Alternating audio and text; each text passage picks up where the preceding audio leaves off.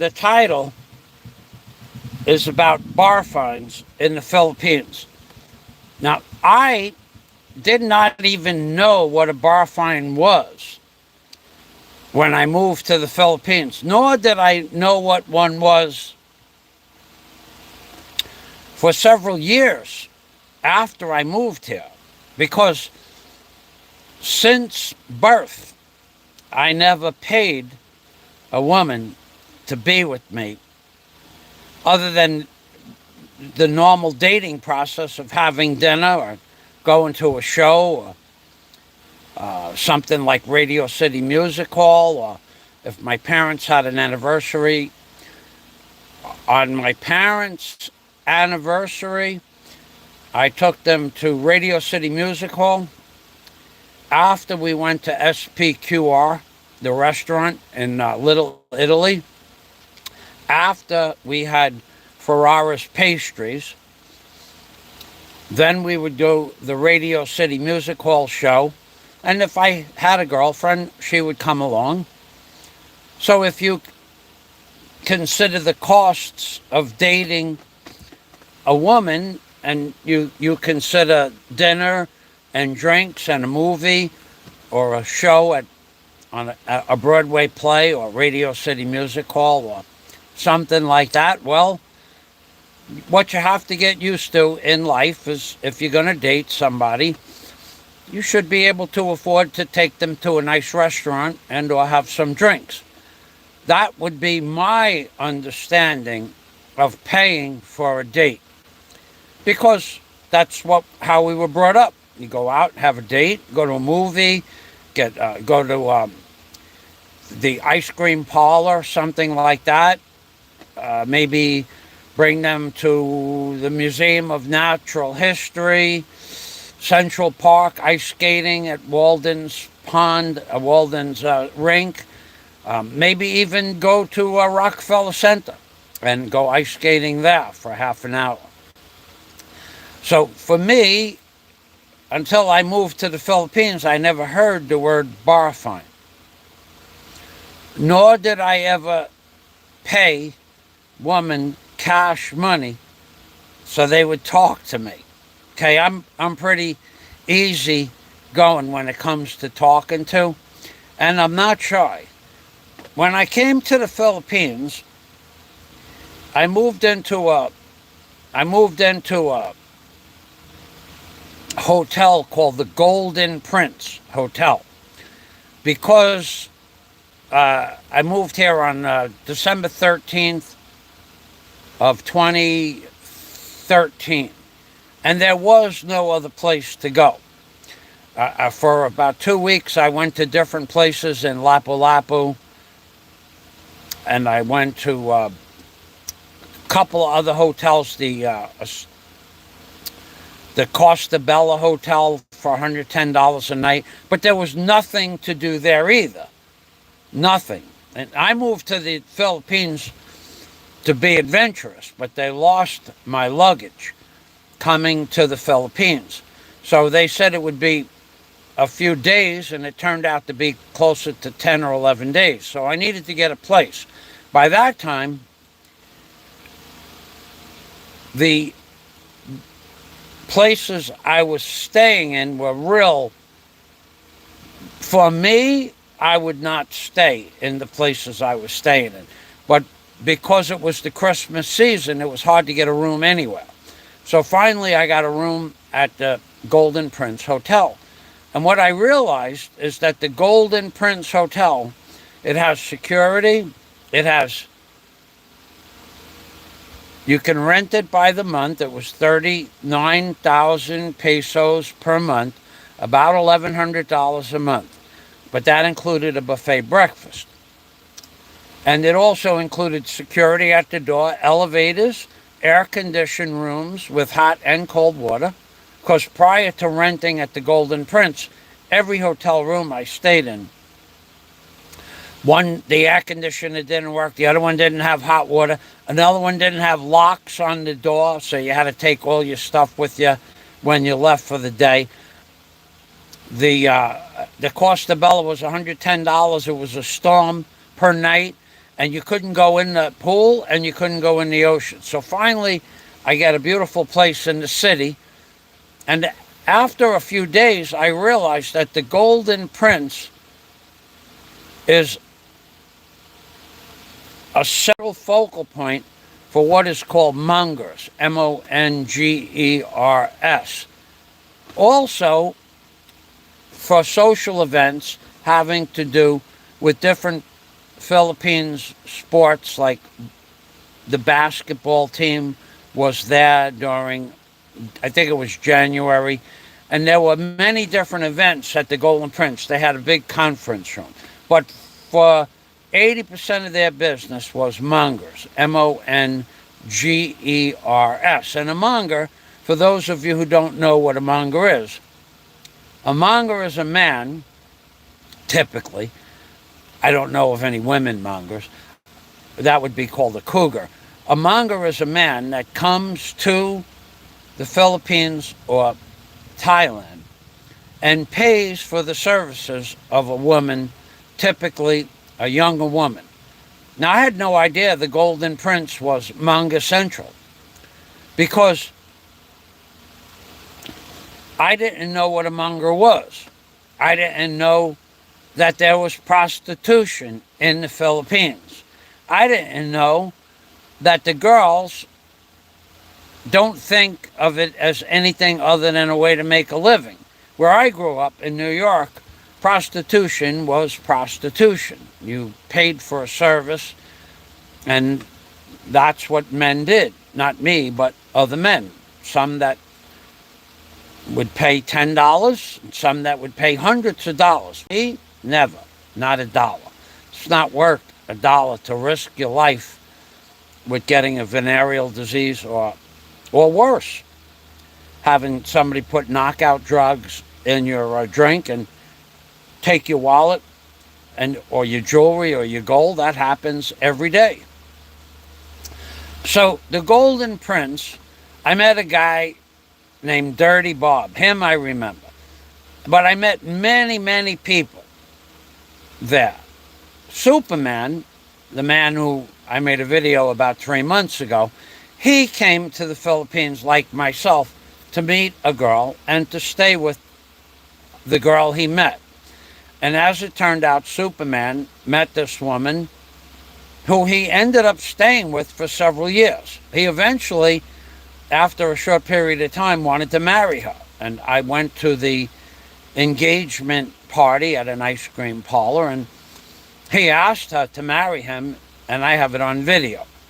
So there are men that come to the Philippines to meet a special woman like myself. I came to the Philippines to meet a woman that I had talked to for well over a year, Myla. And Myla and I spoke once a week or twice a week. She always showed up when she was supposed to. She never asked me for money.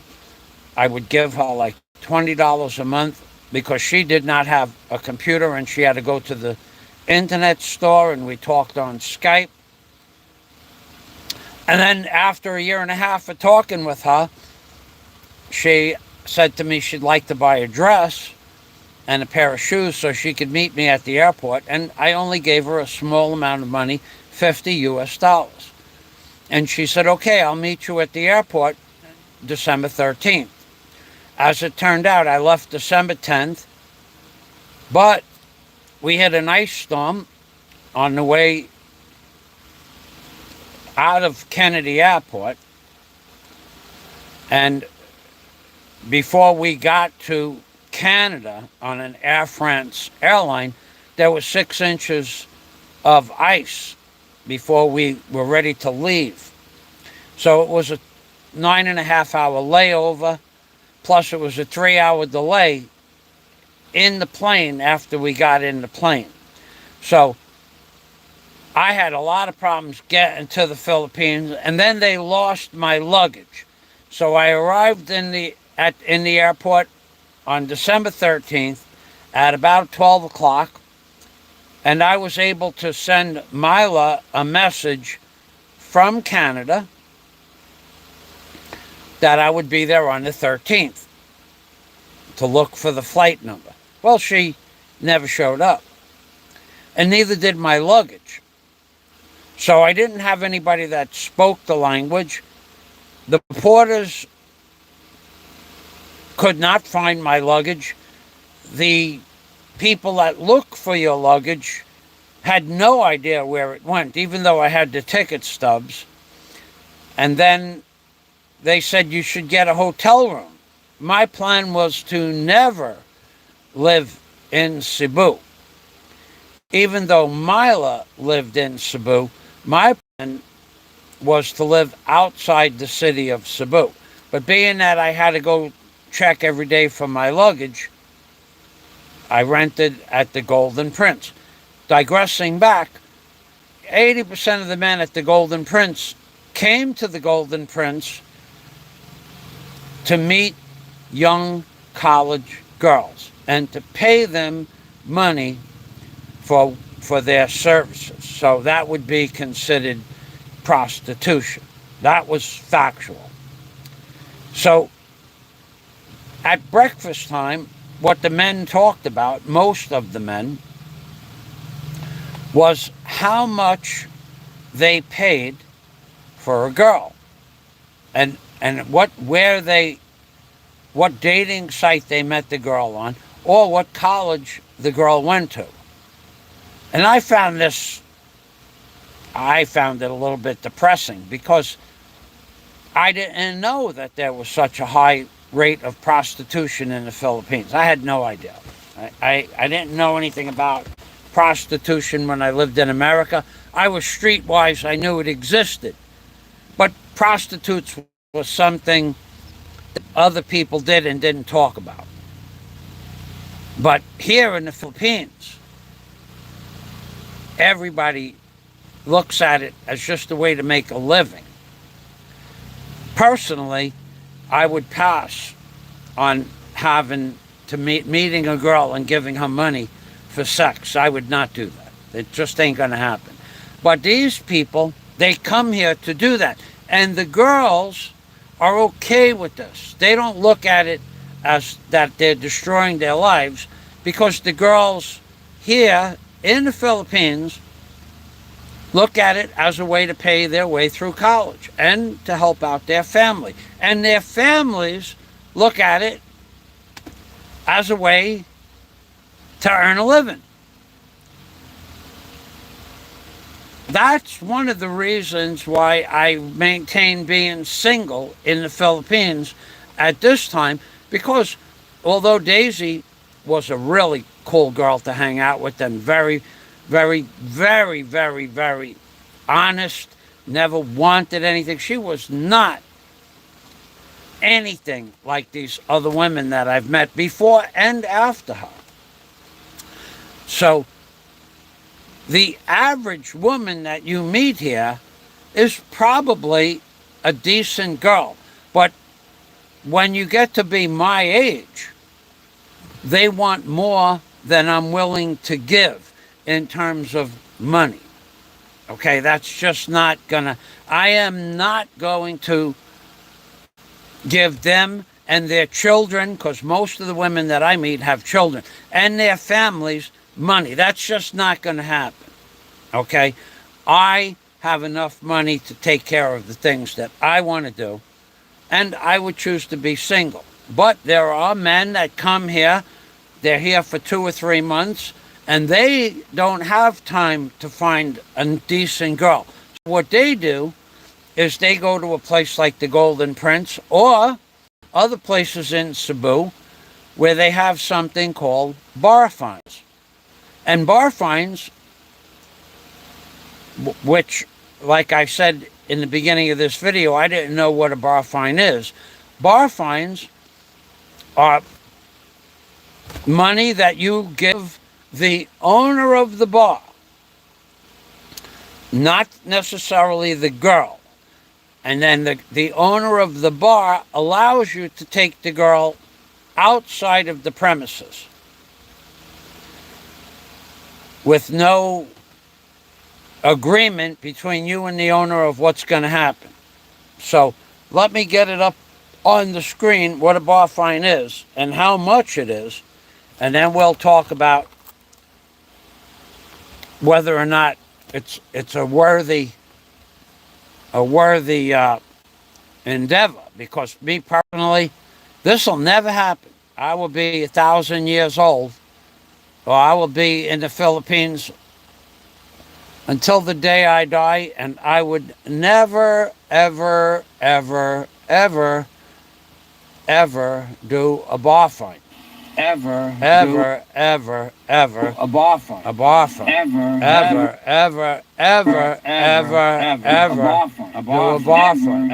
And this is what it costs. And this is what it costs. This is what it costs. And this is what it costs. This is what it costs. And this is what it costs. Okay, this is what it costs. We have it up on the screen here.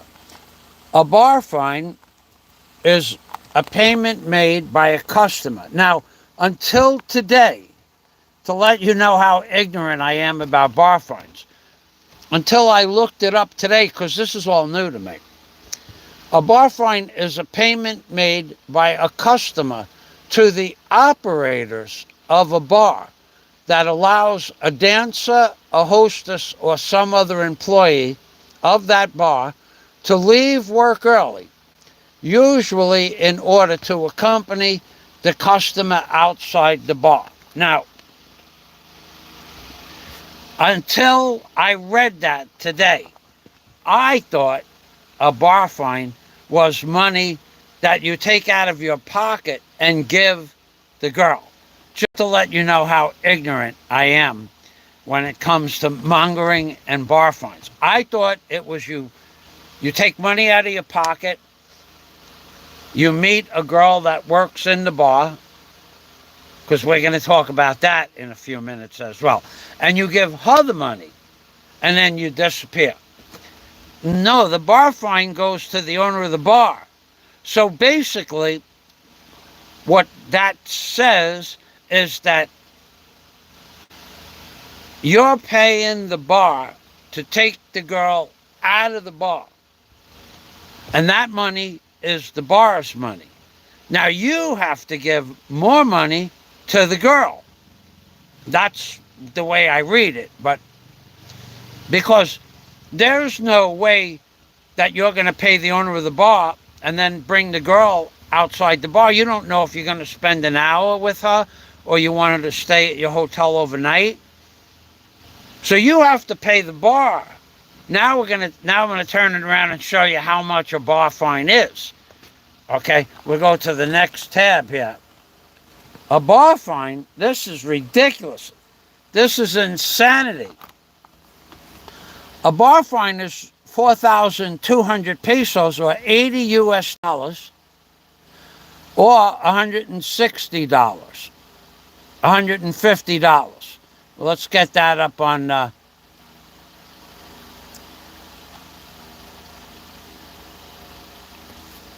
and then a personal service fee, that's the bar fine, from $80 to $150. That's the top one. The personal service fee is extra, from $70 to $200 extra. So to meet a girl, the bar fine, this is crazy. I didn't know any of this. $80 to $150 you pay the bar, and then you give the girl another $70 to $200. I had no idea until an hour ago when I read this, because I wasn't going to do this show. I had no idea that's how this worked. I always thought a bar fine was you give the money to the girl and she leaves with you.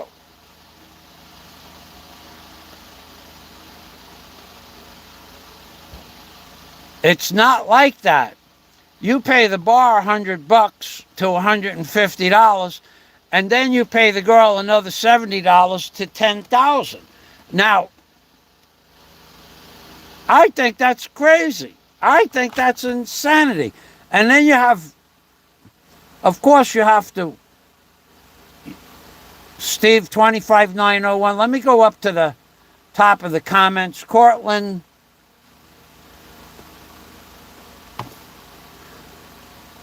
Was the trip that you brought multiple sandwiches? Yes. That was the trip. I brought 11 or 12 sandwiches. Tuna fish with cheese, lettuce, and tomato. Let me take a look at this guy. Hold on. Somebody wants me to shout them out. You have 23 videos, opening a box of cards, hot heads. Okay, so you don't have any junk on there. Okay, so you're a sports fan? Yeah, we could do that. Cortland Sutton and PS2 Production has a channel. We'll get that link up there on the channel. And we'll put that in the description box, in my video description box as well. So this fella is into baseball cards or football cards, it looks like. And if you want to go to his channel, if you're into baseball cards or football cards, you can subscribe to Cortland and Sutton. It's a decent channel. Nothing crazy on there, that's for sure. All right? We'll get you on the screen 3 times. And then we'll go put your link in my details under the bar fine, the cost of bar fines.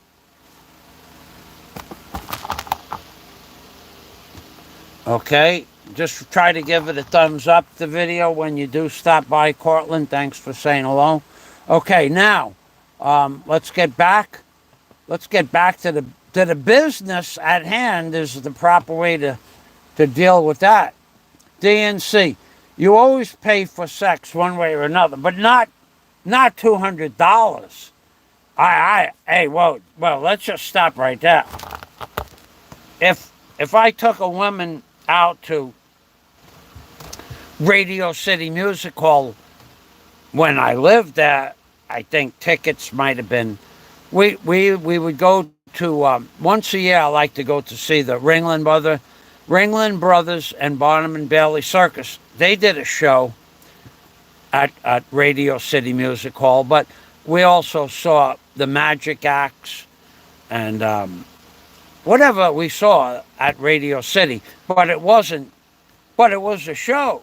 You didn't have to worry about getting some sort of weird tropical disease on your feet. It was, and I always rented a limousine to get there. So when I paid to go out to a dinner in the city with my parents or with a woman, I was paying for a limousine. I was paying for a cab, maybe, if I didn't, because I wasn't going to be driving if I was going to be moving around the city, parking cars. That's just crazy stuff. You just get in a cab, and $15 from my house, cab fare to Radio City. And then they leave. And then on the way home, you could jump in a cab or you could get onto a train. But driving around the city during the holiday season was not something I would do. Looking for a parking spot or paying $40 for a parking spot in Midtown Manhattan. But you pay for a date. But these girls I dated, I didn't pick them up and give them cash money. It was dating. We dated people. I never barfined or paid for sex. DNC. You might pay for it by dinner. I agree. It's gonna cost you money. But to give them cash money, that's insane stuff from my point of view. Never gonna happen. So, just like when I meet a woman and they tell me they need $200 a month because they have children, and I don't want to pay money for your children. I'm not going to do that. You had children. The man that you had children with, that's his responsibility. My children were my responsibility to a certain degree, and that's it. Okay? That's just not going to happen, that I'm going to pay for somebody else's children at this stage of my life. Never going to happen. Let me tell you guys something right now. You see me bring an ugly woman, a ma'ut woman. You see me going on a date with an ugly woman, bust out a tuxedo, because I'm going to marry her, because she's worth 100 million pesos. You see me with a fatty, bust out a tuxedo, because I'm getting married. You see me with a woman with children, bust out a tuxedo, because I'm getting married, because she's rich. I am not going to pay for somebody else's children, and I am not going to pay for a woman to talk to me for a few minutes, and then we have a serious conversation for a few more minutes. That's not worth risking my life to be drugged and knocked out and robbed, or getting a venereal disease, an incurable venereal disease, or an incurable disease. I would not do it. So you see me as a completely different person than other people see me. When I make fun of people that pay for sex, I'm dead serious about that. Now, I didn't know anything about barfines. This is all new to me, so I'm kind of having fun with it. And the reason I'm doing this is because we have a guy, whose name I won't mention, who said, I'm not going to pay for sex when I get to the Philippines. And last night he was in a bar named Bamboozers, with women in the bar, but not his girlfriend, not anybody he was with, but in a bar where you pay for sex, not him. There was no transaction of money between him and the women. Let's just clear that up. But he was in a bar where you go to that bar to buy women in barfines and or take them home with you. So if you're not going to pay for sex and you're not going to pay a barfine, what are you doing in a bar that sells barfines and women? Why are you there? Because of the music?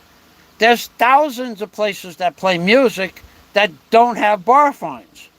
So there's a contradiction there. Now, if you, D and C, and I went out, and you said, I'm not going to pay a barfine, I'd say, okay, then what are we going to a barfine place for? It doesn't make any sense. To do what? To look at the show at a certain point in life? To look at that? I've only been in a strip club twice since I was born. And both of those, one of them was for I could tell you a story that would get you sick, but a guy that I grew up with became a doctor. Okay, and his bachelor party was held in a strip club on Liberty, Rockaway Boulevard, right off the Van Wyck Expressway. Okay? And what that guy did with the stripper on stage was probably about the most disgusting thing I ever saw in my life up until that age of about 22 or 23 years old. His brother and myself, we had to leave the bar. There was a girl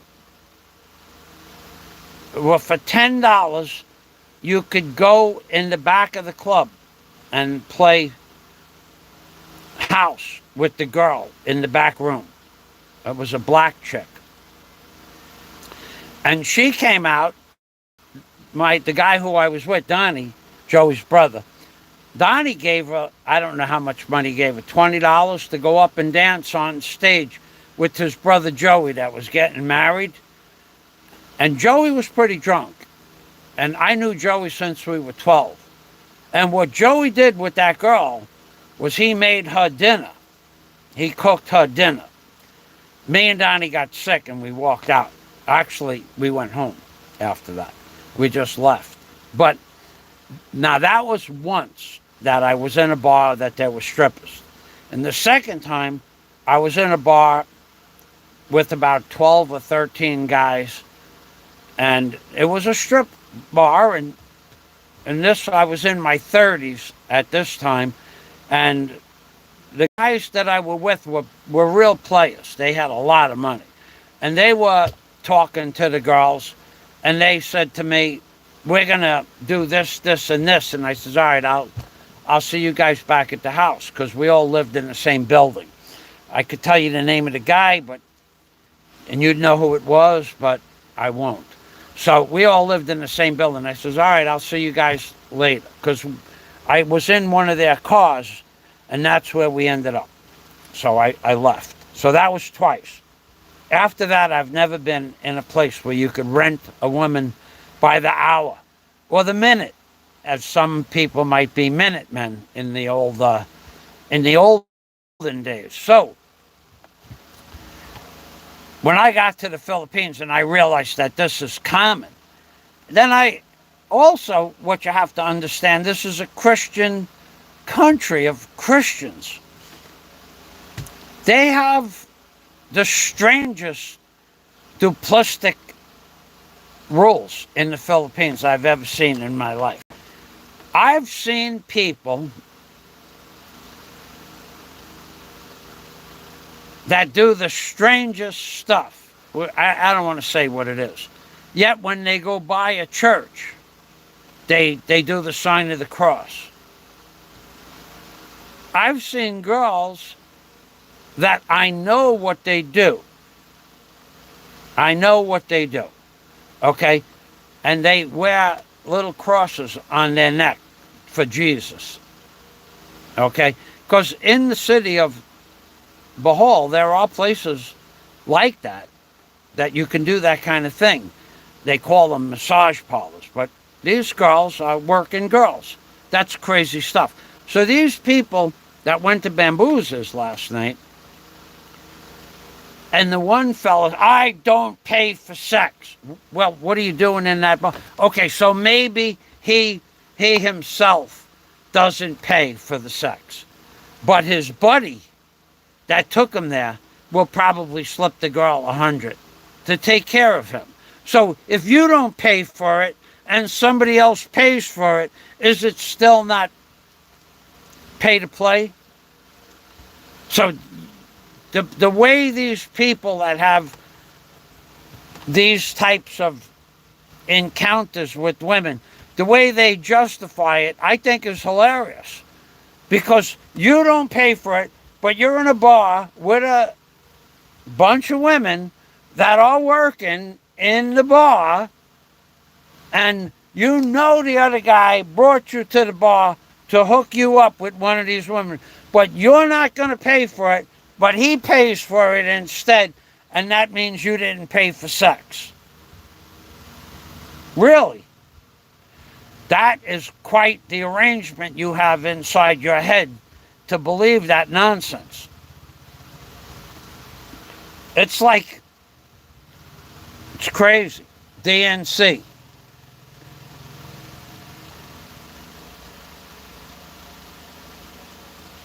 Frank knows what a barfine is. 24,000 pesos. I heard about that, and I heard it from his own mouth. He got entrapped. I heard it was a mistake. Steve is saying, say that again. Little man's bar fine wasn't paid so that the girl, DNC. The little man's bar fine wasn't paid so that the girl could leave. It was so that he could leave without getting beat up. That's true. Right. And here's the funny part about that, DNC.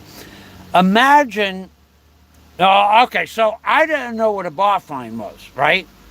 I had no idea. But I also have never been in a gay bar. That was a ladyboy bar. So first of all, what was he doing in a ladyboy bar? And second question is, how did he end up owing ladyboys 24,000 pesos? Those are two questions you have to ponder, like the pondering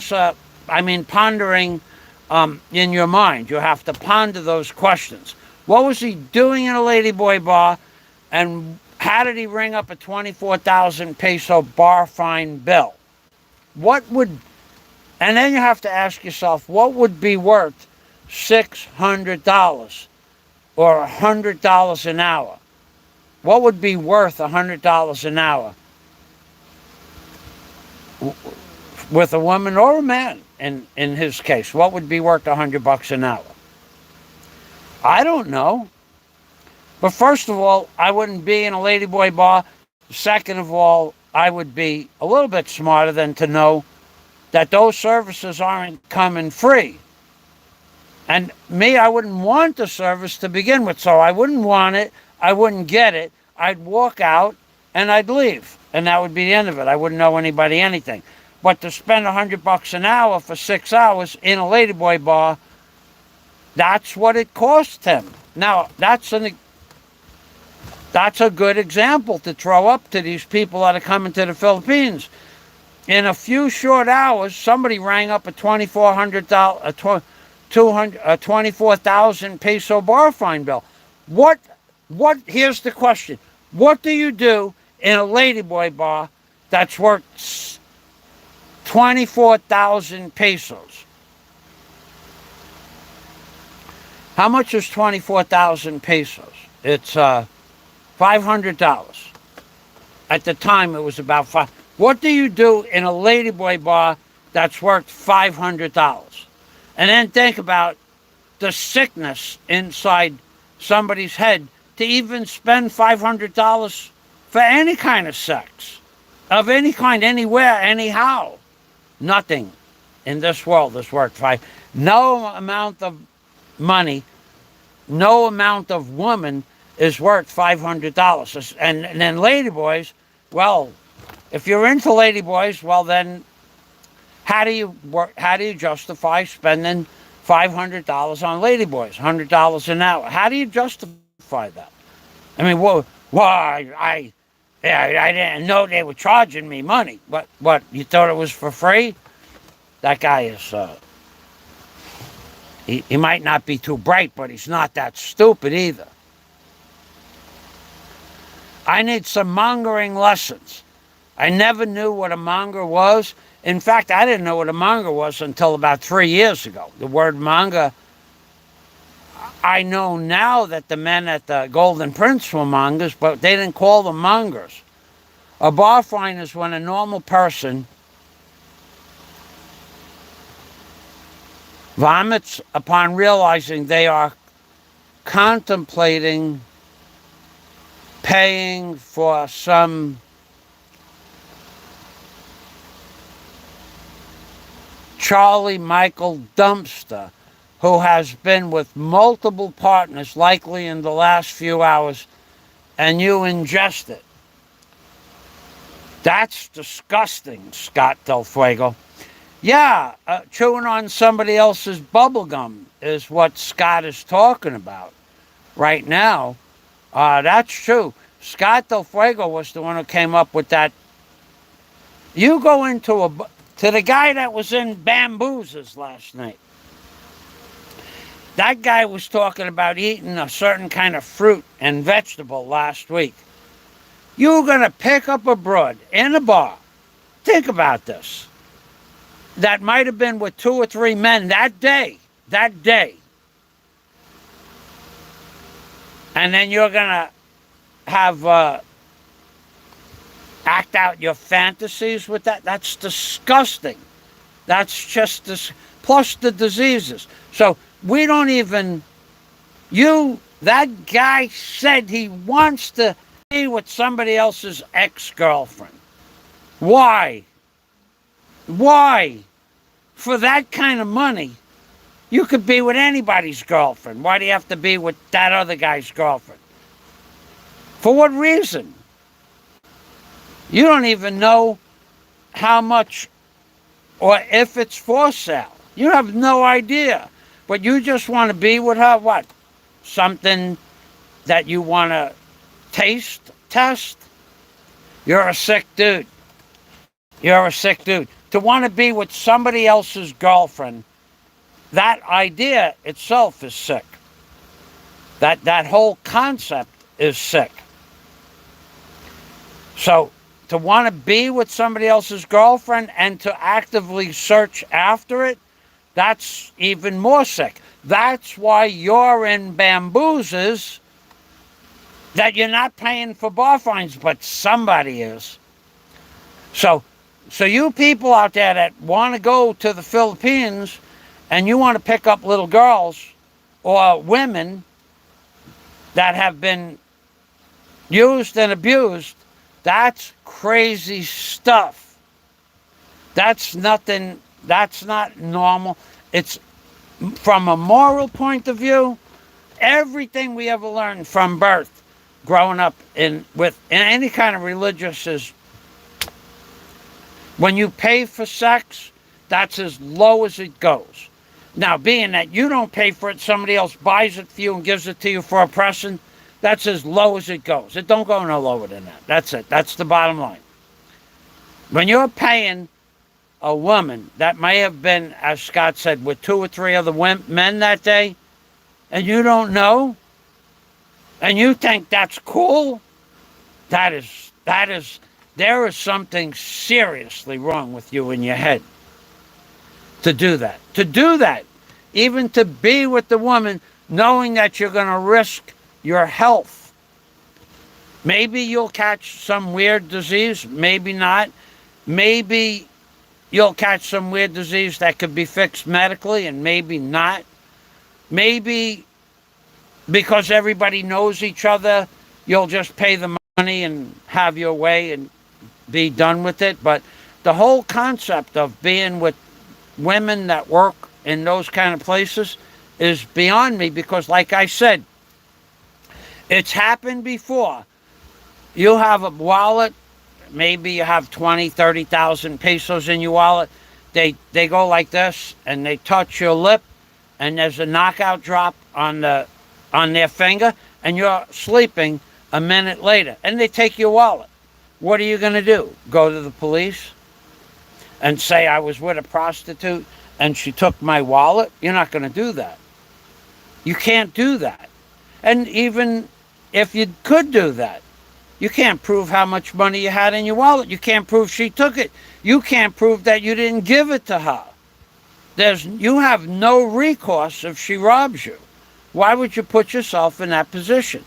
You're a sick dude to put yourself in such a weird position that somebody could rob you, take your passport, take your wallet, take your jewelry if you have jewelry, your credit card, whatever.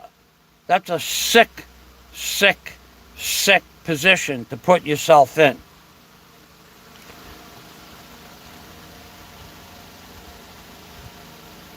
I got my $14 Hillary inflatable doll, says Steve, 25901. Scott thinks Hillary is hot too, Steve. You already have a fan club, Steve.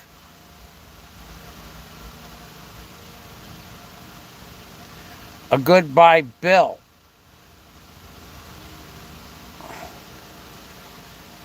You already have a fan club. They're already making you a star.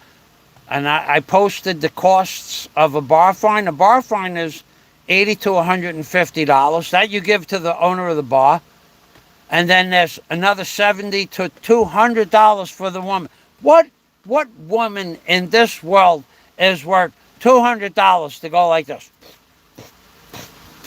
Oh, and you're done. How does that justify $200?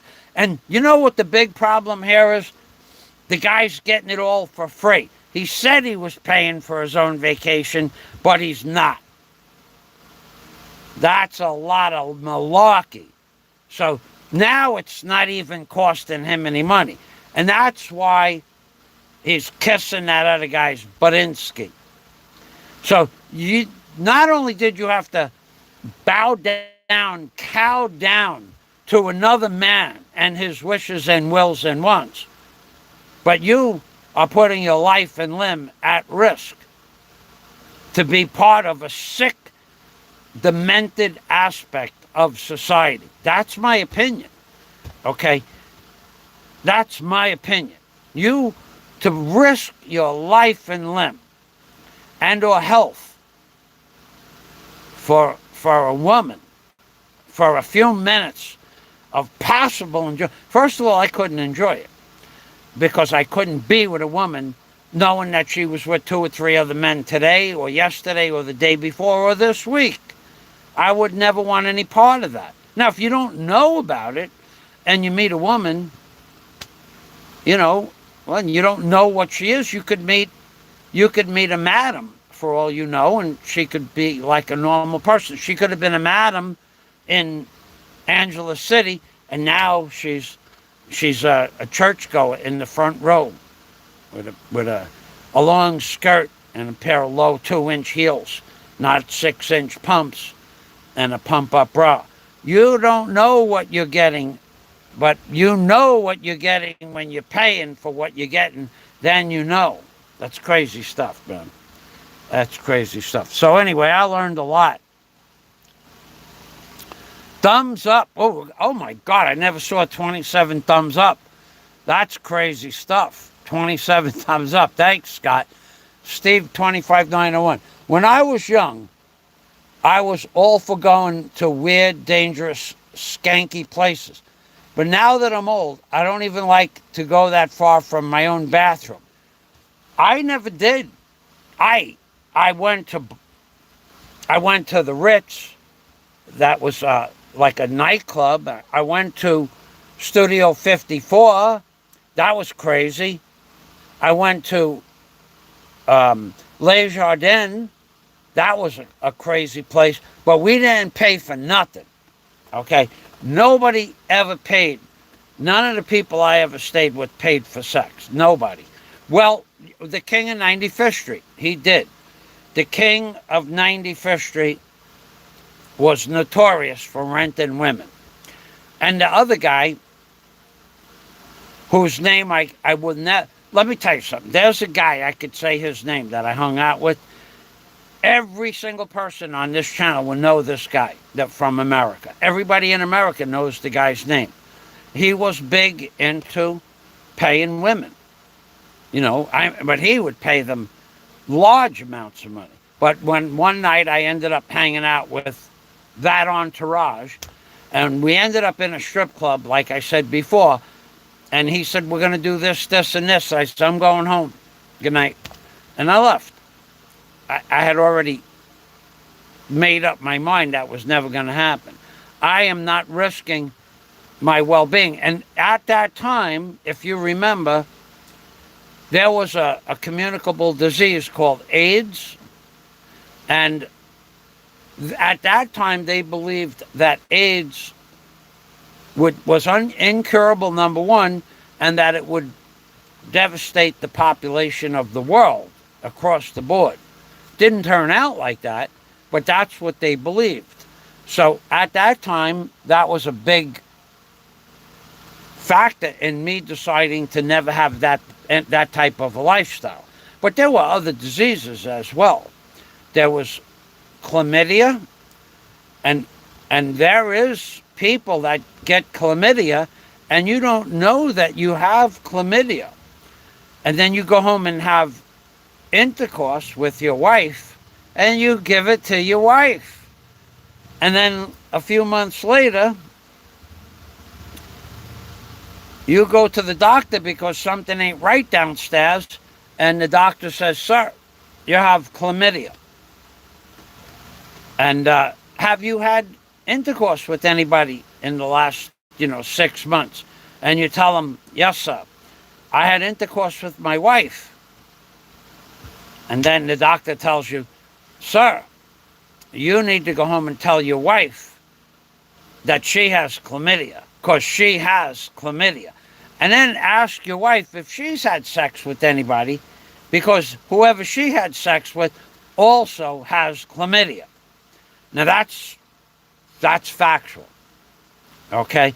Now, the people the man who I talked about, who when we went to the club and with his entourage, because he had what is called a crew, and I decided to leave early. I want no part of that. But you can get a communicable disease, and if you're married, you're going to give it to her. If you have a girlfriend, you're going to give it to her. If you're married and you have a girlfriend and they have a boyfriend, because it's not a steady marriage, an open marriage, then you're going to give it to all of them. And they're going to give it to somebody else. That option is not part of my life. I don't want that part of my life. I don't want that to happen. Okay? I wanted, when I was young, to have children. I didn't want to get a disease that's incurable. So I stayed away from that sick aspect of society. Even though I stayed with people that got involved with that, I personally never did. So I would not recommend coming to the Philippines and getting a barfine. Now, there are other people that do that. That's crazy. Those girls have been with 2 or 3 guys that day, that week, that month. The statistics for transmittable diseases, communicable diseases, are phenomenal. You are sleeping basically with everybody they slept with for the last year, and everybody that they slept with for the last year, and everybody they slept with for the last year. Although I will give you the stats on getting a communicable disease. For a man, it's about 1 in 90 to 100. You could sleep with a woman that has chlamydia 90 times and not get chlamydia, or you could sleep with her once and get it. Or you could sleep with 100 women and not get it, and the next woman gives it to you. The stats for men are very low, but the stats to give it to women, because you're giving them something that you made that took you all day to make and 3.5 seconds to get rid of, they get it almost every time. So it's just not an option. I don't know if you understand what not an option means.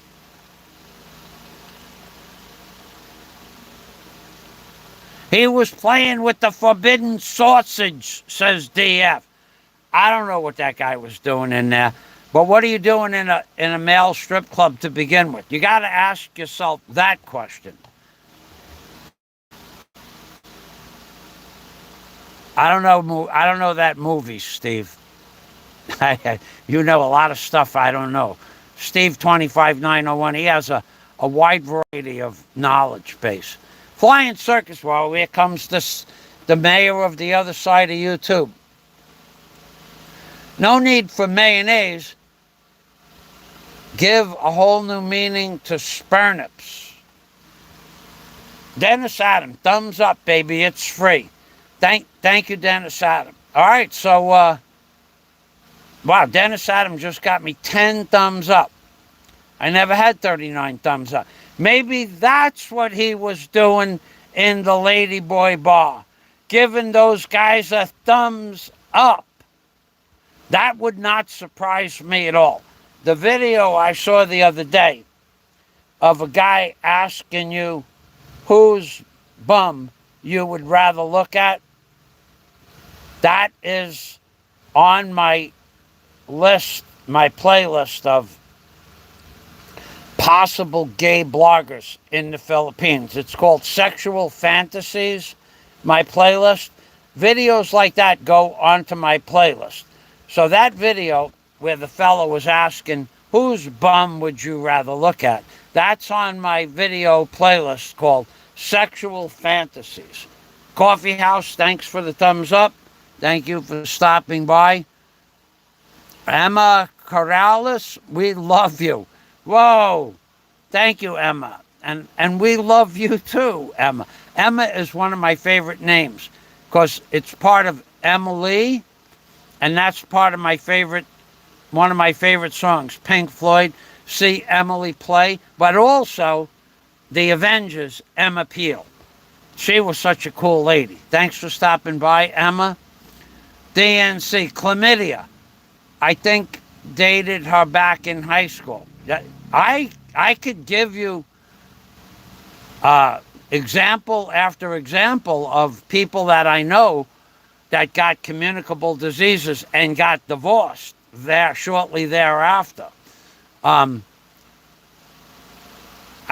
would not do that, but I could do that, but I won't. So if you're watching my video, don't worry about it. It ain't going to happen. Steve, would not be surprised if that was someone's real first name. It probably is. It probably is. Let's take a look at that, Steve. Let's take that name that you said, chlamydia. Let's Google that. Let's see. That woman might work at Bamboozers Bar, for all we know.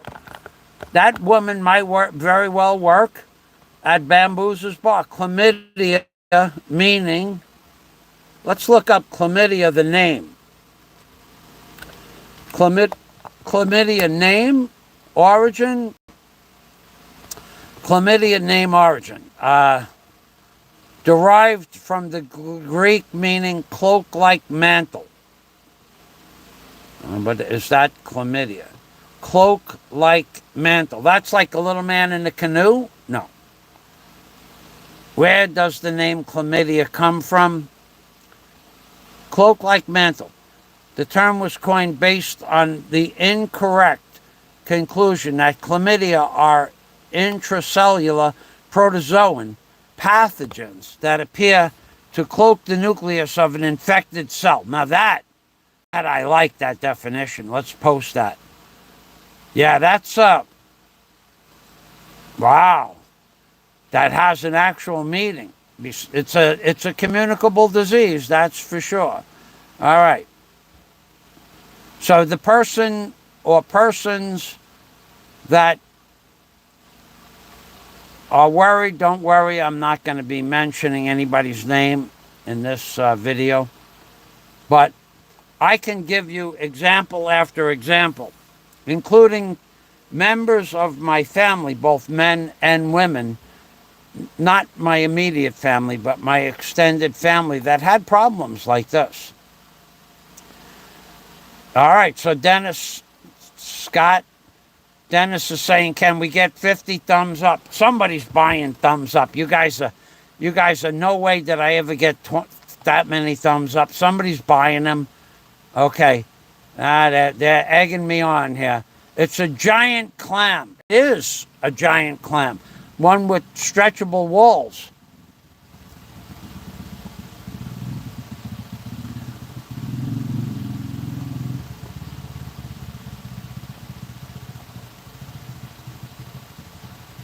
That was Scott. Thanks. I couldn't remember the last name. Chlamydia clam. No, it's not that. Red Horse Adventure. Rabbi has the 4.5 plus sticker on the glasses. I do. This way they know.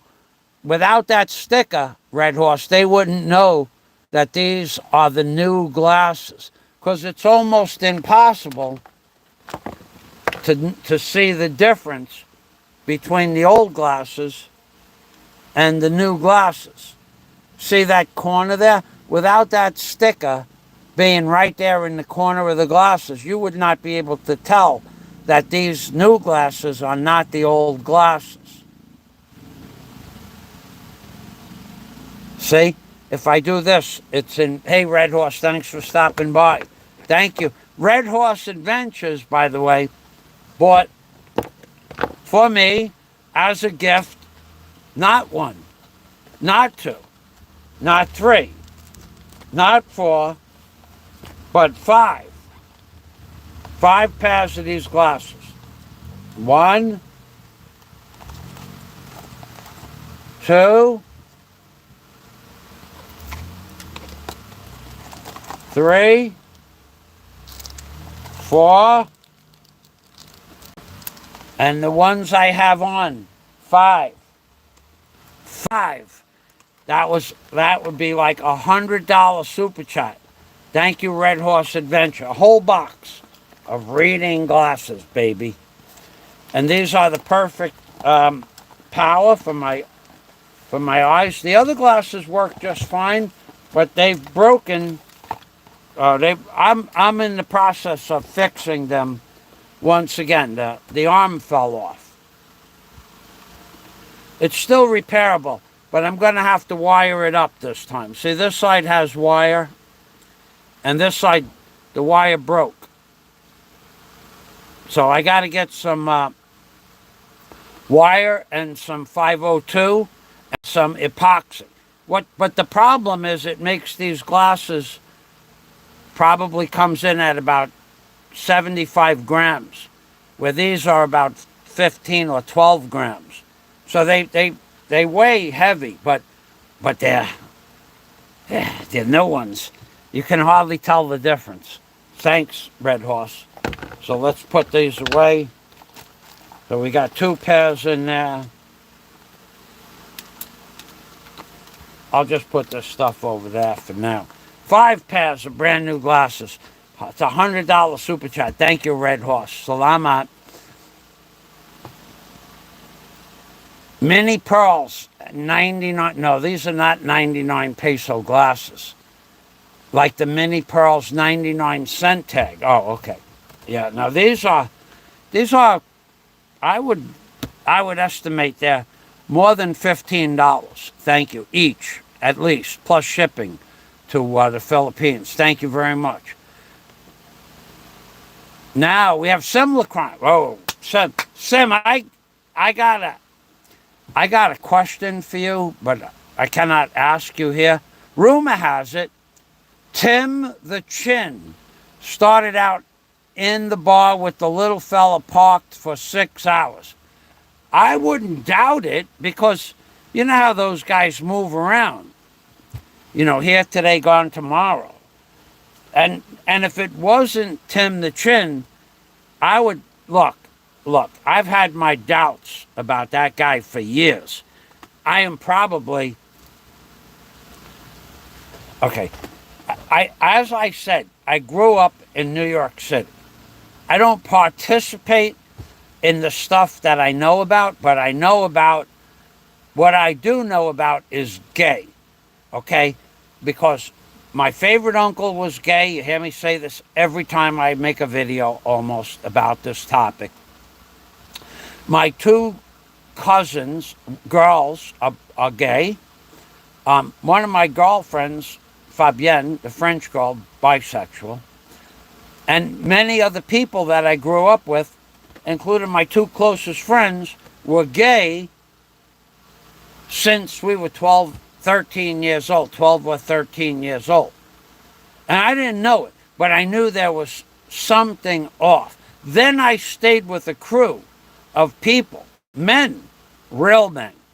Well, on the outside they were, but some of them were also gay with each other. So you might think that the guys with the bent noses, that there are no gay bent nose guys. There are. Now I would never mention names, but there are men that will be part of a bent nose society that are gay. And that was one of the strangest things that I ever realized as I was growing up, because it was one of the crews I stayed with, and then I found out that 2 of them were gay, and it was like a movie. So there are people that are gay in this world that you don't know they're gay unless they want you to know. But there is telltale signs that you have to know about being gay by somebody that is gay, that tells you what the telltale signs are.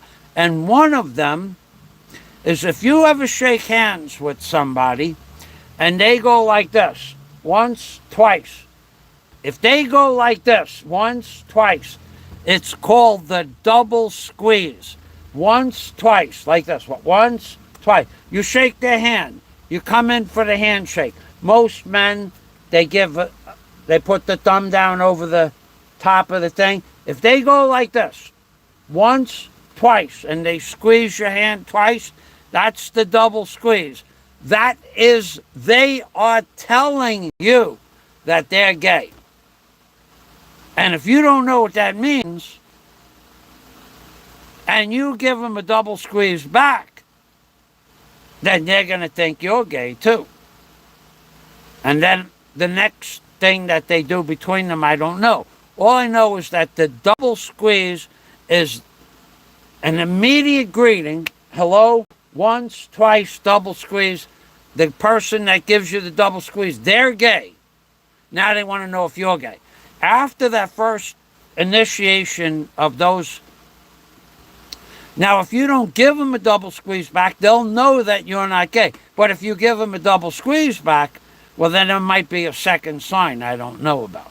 Because I don't know everything there is to know about being gay. But if you want to know everything there is to know about being gay, you could probably ask that guy that was in a bar in Manila that got bar fined all that money. You could probably ask him, because I believe that he knows more about the gay community than anybody else in the YouTube community, except maybe one other person whose name we're going to refrain from stating, because I made an agreement. If you don't mention my name, I won't mention yours. But I think those two fellas know more about being gay than any other two men in the Philippine genre. But there are others. So in this genre, I will tell you, I believe, well, I know for a fact there are people in the Philippine genre that are part of same-sex dating sites. That I know for a fact.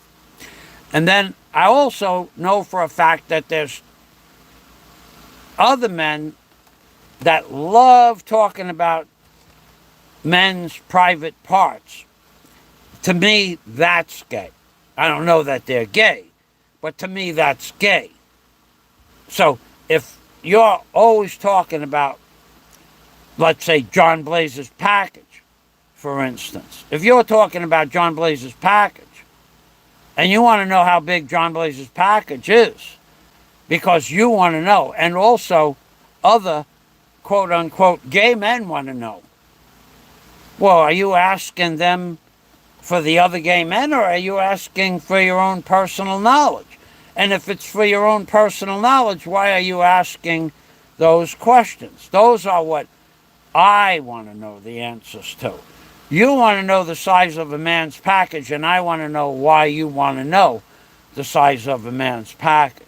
That's true. Okay? For me, that's a sign, a hintergedanke of being gay. Now, if you go the other route and you spend 6 hours in a ladyboy bar and 25,000 pesos, that might also bring you down the path of being gay as well. I don't know. And personally, I don't know. I can't say for sure. But if you are gay, that's okay that you're gay. I don't care about that. The thing that I have a problem with people that are gay is if they don't tell you they're gay, and then later on they come on to you when you're talking to them, and that's just not, cool. For me, it's not cool. So if you want to be gay, just let me know that you're gay before we say hello, or as we say hello. Say, hello, my name is, and by the way, I'm this, that, or the other. You should have to post your orientation along with your name. And then people know the best topics to approach or to broach. Okay? I think that you should do that, because otherwise you could put yourself in a bad predicament. So Sim brings up a good point. Rumor has it, Tim the Chin started out in the bar. The little fella parted with for 6 hours. Party that. Park that. Park that for 6 hours. Red Horse has something to say. Here's one for everyone. Google what space movie 1992. Okay, wait. Here's one for everyone. Google what space movie 1992. All right, let's Google that. What space movie 1992? Let's get that on the screen. DNC is talking about a package. What space movie came out in 1992? Elsa and Annie are two of Disney's most popular princesses.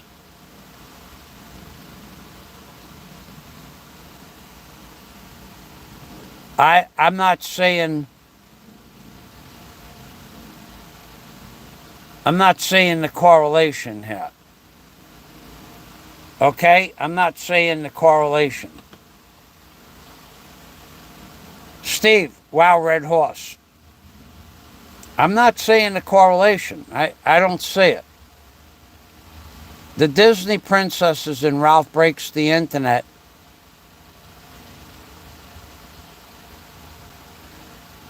Okay, that site can't be reached. All right, well, I'm not saying the correlation, so I'm going to move on to the next comment.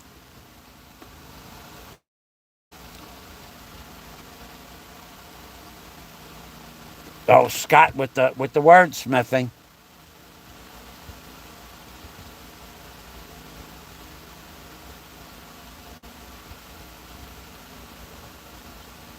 Later. All right, Dennis, thanks for stopping by. Unintentional double squeeze back, and the next thing you know, Jed's a millionaire. LOL. Yeah. He didn't know that there was oil. And up from the ground come a bubbling crude. 60 thumbs up. Somebody's buying thumbs up. I never got more than 18 or 20 thumbs up. Thanks for the thumbs up. Thumbs up, thank you for that, folks. Fazio deserves thumbs up at a minimum. Scott Del Fuego, Texas gold. And in fact, Ladyboy Bar gold. Maybe he wants to know the size of John's package because he's a nitty in the cozy. That whole video where he wants to know the size. That video was on Flying Circus's channel. Let me tell you what John Blaze thought about that video. So I'm talking to John Friday morning, and I said, John, did you see the video where that fellow wants to know the size of your package? And we're on Skype, and he's going, no. And so John had just done a 0.5. And I didn't know what a 0.5 meant. But that meant that they got a half-hour flight time in California, in the helicopter, in the Chinook. So he said, why did he want to know the size of my package? And John and I have been friends for like 6 years now. So I told him he wants to know how you and your wife, because I won't say her name, make love. He wants to know the details. But he also asked for, not only does he want to know how you and your wife make love. Now, this is true. Go to Flying Circus's channel and look it up in the videos. He wants to know because he wants to know, and also, quote unquote, fags, FAGGETTS, also want to know. So not only does he want to know, but he states a group of people that want to know also. So now he's representing a group of people that are gay. And we want to know. That's the way I read that. So if he's not gay, he likes to role play. And role playing being gay, and that's crazy. Okay, now, Steve 25901.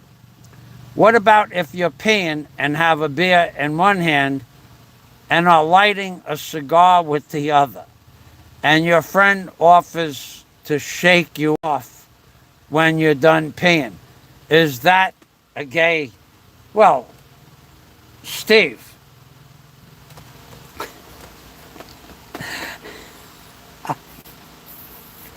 you, I, in the construction industry, because you're always dirty. Like, all right, so this was the joke that we used to use on people that weren't in the construction industry. You'd ask somebody, now you're working on a motor, and you got grease on your hands or paint, and you say to your friend or somebody, "Are your hands clean?" And they say, "Yeah." Why do you want to know? And you tell them, "Because my hands are dirty, and I have to go to the bathroom." That gets them. If a person doesn't have a good sense of humor, that might set them off. But then again, you're going to find out who's who. You're going to find out that's going to separate the men from the not so manly. So no, Steve. Yes, Steve, that would be, well, it would be gay if they helped you. That's right. I did a joke. We did this joke. That guy Bobby that I told you worked for me for years. Probably 18 years Bobby worked for me. So Bobby was not married, but he had a child named, not Chester. Well, I forgot his kid's name. And he had a baby boy, and his wife, his girlfriend, was she was black. Okay, Bobby's girlfriend was black, and she was really cool. She was black and Indian. But I had known her for like 10 years because Bobby had dated her for several years, and then he had a baby with her, and then the boy was like 6 or 7 years old. So I said to Bobby, in front of his wife, kidding around, "Are your hands clean?" He goes, "Yeah." I says, "Good, because I got to go to the bathroom." And his girlfriend, I wish I could remember her name. His girlfriend says, what are you talking about?" And I said, "He's going to give me a hand. I got to go to the bathroom." And I walked over to the corner of the property, and Bobby put his hands around my waist. I didn't go to the bathroom. And then he made like he was shaking it off. And then his wife now you got to remember, it was like being in one of those church revivals where they, "Hallelujah, brother. What are you doing? Bobby, what are you doing?" He goes, "Relax, I'm just shaking it off. We've been friends since his girlfriend went nuts because she didn't know if it was real or not. I will never forget doing that to her. Never will I. I was in Louie's backyard on 9502, I think it was, 165th Avenue, one house off the corner, in the backyard by the waterfalls. I have pictures of the water pond and the waterfalls in the backyard. God, she was upset about that. She never knew if it was real or not, Steve. That brought back memories.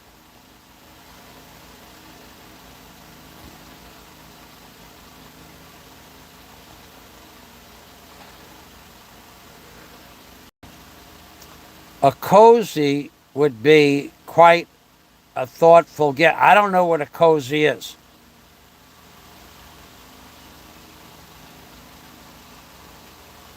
Oh, wrong movie.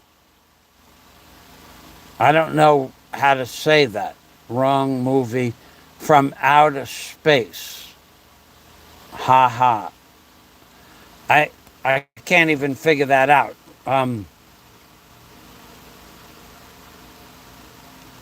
All right. James Marshall Hendricks, who I believe is Warren Hunt, actually, said a guy paid him $100,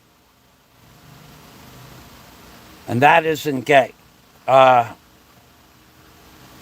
that's gay. That's gay.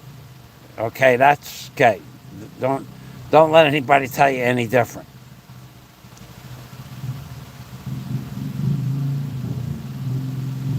You're a bad man. So I had a friend of mine, the king of 95th Street.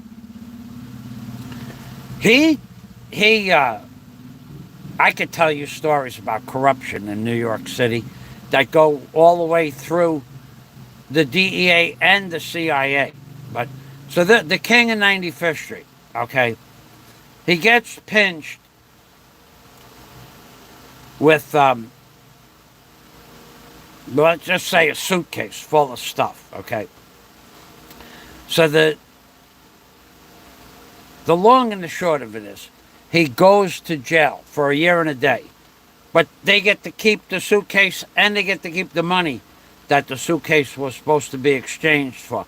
And they get to keep it all, or he goes to jail for 366 days, a year and a day, or they'll put it all into evidence and he'll go to jail for 10 to life. So he was in jail for a year and a day. Now, this guy was straight, okay? There was no doubt the king of 95th Street was straight. And he told me what goes on in prison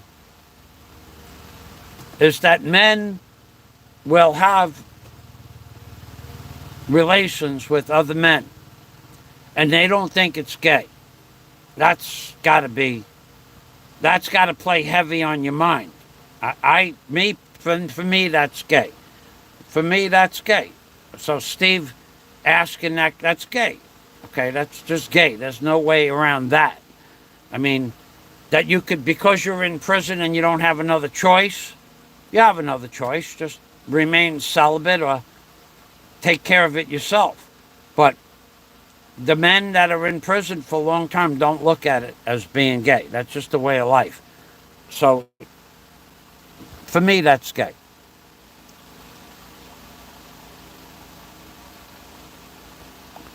It depends which cigar he shakes off.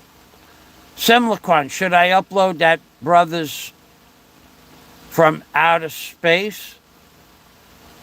Sure. Didn't see that coming. Brothers from Outer Space. I'm missing something with that. But anyway, Flying Circus, you know he's going to do it. He just asked you the question to hear your opinion. He's going to do it anyway. So this is the sickness that goes on in the Philippines. That because it's accepted for a woman to sell her body, it's accepted by the family and by the church. And to me, that's pretty hypocritical. Because the girls are just paying their way through college or helping the family put food on the table. To me, that's crazy.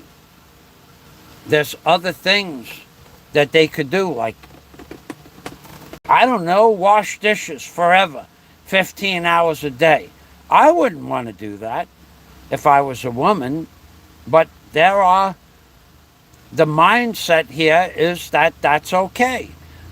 The problem that I have with that overall are venereal diseases, the chance of being drugged, and if you've ever been drugged, I can tell you it's not a pleasant experience. I worked at Holiday Isle as a checking door identification at a door, and then basic rounds for the hotel to make sure there was no problems. And then people that got drugged by these knockout drops, they would lose their wallet, they would lose their jewelry, and they would wake up naked. Because at that time in 1995, what they were doing is the girls were knocking you out. If you had a car in Miami, they would bring you out to your car and drug you. And then they would take all your clothes off and all your jewelry off. And then they would take your keys, because your keys are in your clothes, and they would handcuff you to the steering wheel. So that when you woke up, you were in your car naked with no keys, and you had to beep the horn to get attention brought to your car. Then the police would come, and you would be embarrassed. You would have no clothes, no wallet, no jewelry, and they took your clothes in case they missed something out of your pockets. That was one scenario that they would knock you out with the knockout drops. The second one is, if they give you too many knockout drops, you die. And the third scenario was they take all your jewelry and your wallet, and you just wake up on the floor somewhere in the street. That doesn't sound like a lot of fun. And all of those girls were professionals. You know, they were professional thieves or professional streetwalkers. But that was going on in the 90s in Miami. And there was also a club that if you had a Rolex on, you were definitely getting drugged. Because a Rolex is worth anywhere from $6,000 to $10,000, $15,000. So they were robbing people left and right back then. That just scared the heck out of me. I would never go out with a woman that I don't wear jewelry. Do I have jewelry? I did at the time, but I wouldn't wear it if I went out to a nightclub. Not in Miami. In New York I did, because I went with my friends. But you people, you have no idea what you're risking. So you go back to your hotel room with her. Let's say she takes your passport and your phone number. And then the next day she calls you up and says, look, I need 20,000 pesos for your passport. I found it. I'll give it back to you. Well, now she took your money, your jewelry, your wallet, and your passport. Now you got to buy your passport back again. There's too many complications with going to a bar, drinking, and picking up a woman you're going to pay cash. There's just too many complications.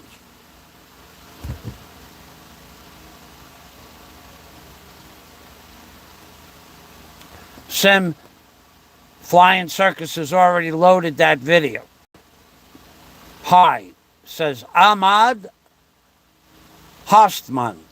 Ahmad Hostman. Thanks for stopping by, Ahmad. We're talking about pros and cons of professional women in the Philippines. If you have a story that you want to tell, be my guest.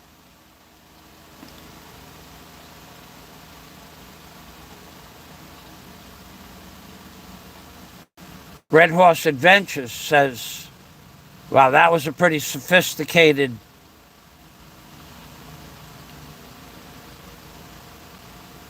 Oh, okay, I got it, Red Horse. I understand what you're saying.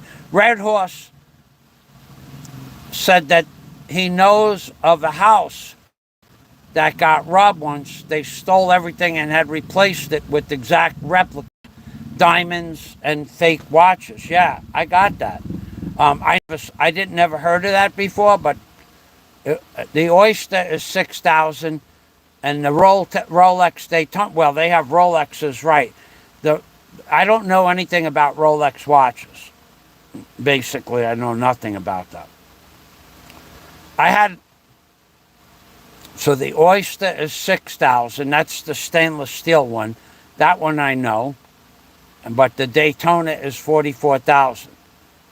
Sim from Flying Circus is giving them the. Go ahead, post that. Okay. We'll see some more sickness from the mayor of the other side of YouTube. 71 thumbs up. You guys You're trolling me today, I'll tell you that. Gay Jack movies. Simp. Red Horse Adventure. That happened to me also. Says Simp. Wow. Yeah, I got I got drugged and my house was robbed, but they didn't find anything. And when I woke up, it was in Florida. I met a girl in a bar that I had dinner with several times, lunch with several times. Maybe I even have the video of a big storm. We were at the Holiday Inn. I had known her for about 2 weeks. On or off for about 2 weeks, I would go there and we always had a meal. At the time, I may have dated her 3 or 4 times. And then one night, I had a meeting down in Key West. It was when I got raised for the Masons, where you get raised, they bring you in as a brother. So there was a big meeting at the Key West chapter of Masons, and her and I, what I did was I let her stay at my house for the day. She was at my house many days before that. But I said to her, if you want to stay here, you can stay here for the day. I have a meeting down in Key West. So she did. And she went through all my little antiques boxes. Like I had green salt shakers from Depression glass. They are worth nothing. They're worth like $5, $7. And I had some knickknacks that were worth between like $5 and $7 knickknacks. There was no value to this stuff at all. So what she did when I went to Key West is she took everything out of the boxes that I had stored in a bigger box underneath the dining room closet. And she took the stuff out and she put the empty boxes back in. So if I was going to look in the dining room cabinet, the box with the box would be there, or the boxes would be still on the shelf. Who's going to pick it up and shake it to see if the stuff is inside? And in my dining room closet with the glass window, she rearranged everything, but she took some of the things, again, stuff that had no real value. So when I came home from the meeting, the next day, she said to me, I have a package that I want to send to Germany to my daughter. And also that day, she had a fifth wheel and a camper. And the camper was set up in Homestead. So she had a fifth wheel, $45,000 truck, Ford pickup with the fifth wheel in the back of the truck. And she had a camper up in Homestead. I never saw the camper, but you don't have a fifth wheel unless you have a camper. And she said to me, can you take me to the post office? So I took her to the post office, and she had a box. But when I went to the Masonic to get raised, the Masons meeting to get raised, she had bought little flags, Italian flags and Florida Keys, Pirates flags, and she put all this junk all over my house. Stuff I would never decorate my house with. Florida Keys junk. So I took it to the post office and she mailed out the box to Germany. Turned out all my stuff was in that box. So I brought it to the post office and she paid for the shipping, and it was my stuff that she was shipping to Germany. She had a store. She sold knickknacks in Germany. Well, maybe the value had more. She might have stole what I paid $300 for. She may have sold it for $300. To her, that was profit. So that day,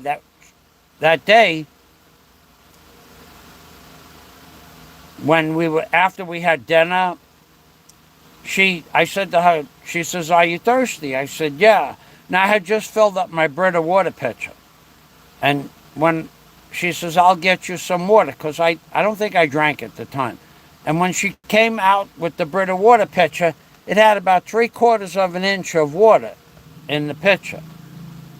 And I said to her, "What happened to the rest of the water?" And she said she spilled it out. That could happen. Well, it turned out that the water she gave me was drugged, and that she dumped it all out so I would have one glass of water that would have enough knockout drops to knock me out. So now we went into the bedroom and I fell asleep. Nothing happened. I just fell asleep. And I woke up, I don't know, 3 or 4 o'clock in the morning.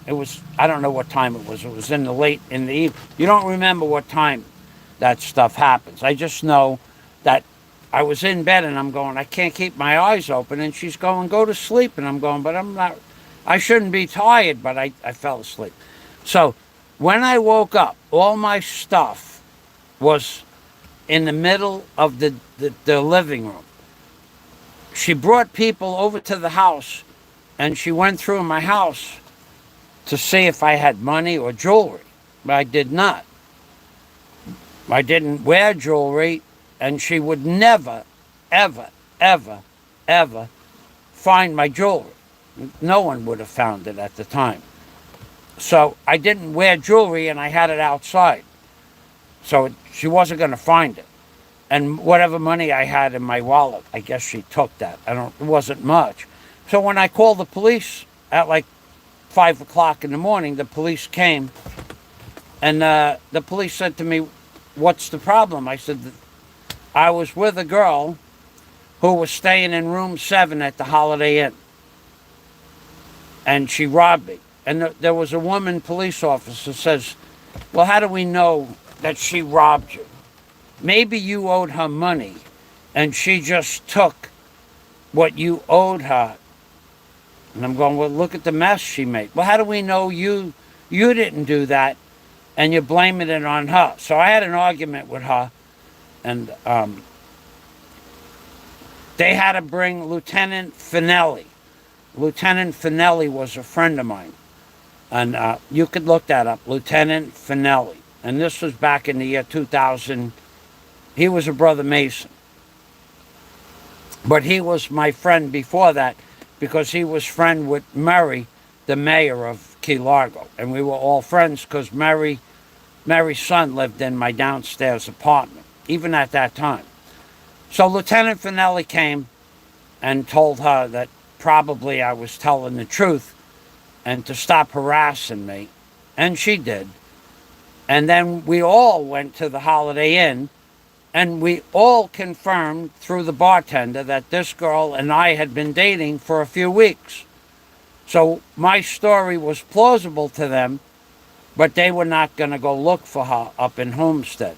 And I had no idea where she was in Homestead. There's hundreds of trailer parks in Homestead. So she robbed me and disappeared.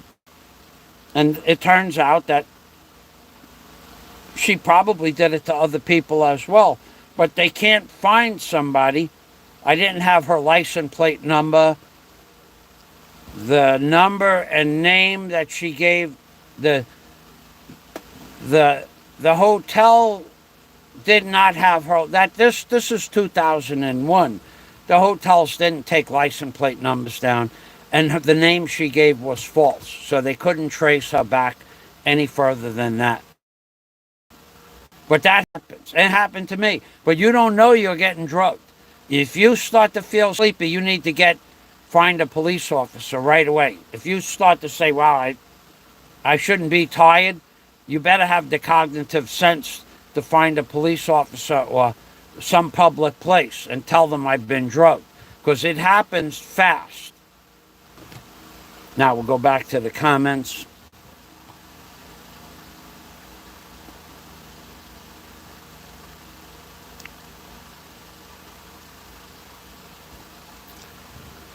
Okay, so that kind of stuff happened to me. There was nothing stolen the second day. She looked for jewelry and money, but whatever money I had was in my wallet. I guess she took that. I don't remember. But it was a haze. I was woke up in a daze. So it happens, and she put it in my water, but other girls just put one drop on their fingertip and touch your lips. And that's enough with those kind of drugs. And that was the only time it ever happened. I never saw. You guys that are familiar with knockout drugs will confirm that one drop where they put it on their finger and they touch your lips. I saw it in a movie. That's enough.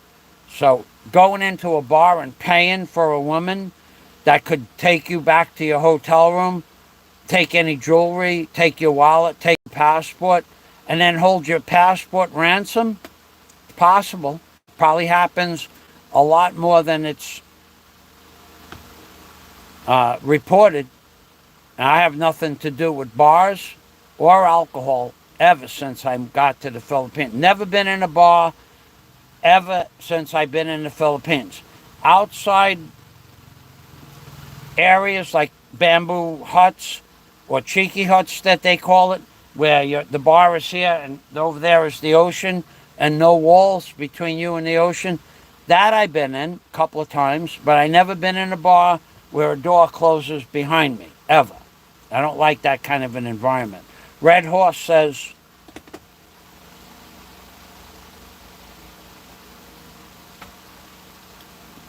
roll the dice, live dangerously. You know what you should do, DNC?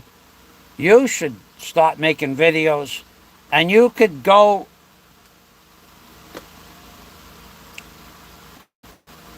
to that bar, the Ladyboy Bar in Manila, and you could make a video of what goes on there and report back on what really goes on at the bar. What was the name of that bar? Did anybody remember? What really goes on? What happens in Manila stays in Manila. That would have been a good name for his channel. What happens in Manila stays in Manila. Sick. That is sick. I don't know how you'd end up in a Ladyboy bar. All right then, ladies and gentlemen, I'm gonna get some water. What I'm gonna do? I got water right here.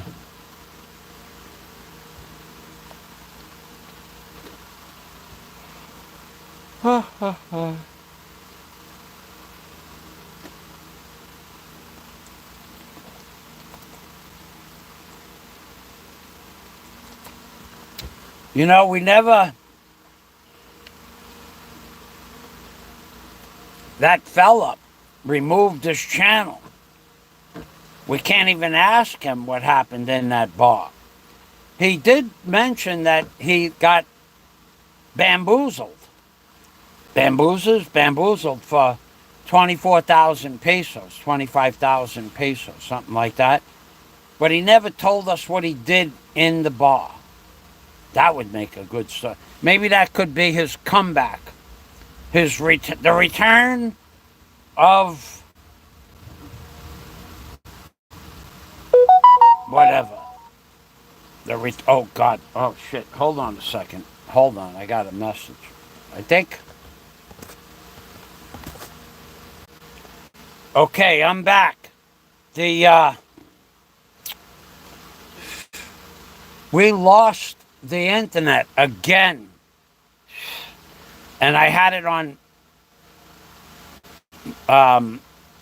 Wi-Fi. I had to put it on mobile data. We keep getting this, not electric blackouts, but we keep getting internet blackouts.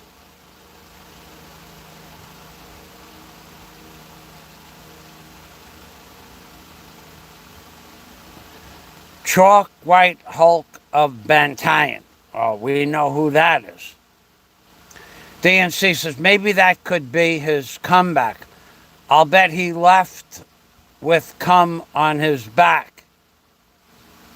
Oh, God.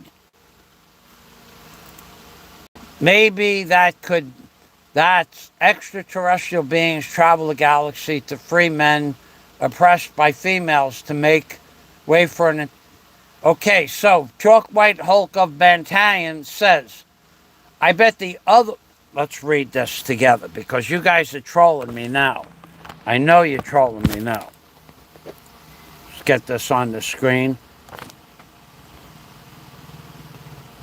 The Chalk White Hulk of Bantayan. I bet the other one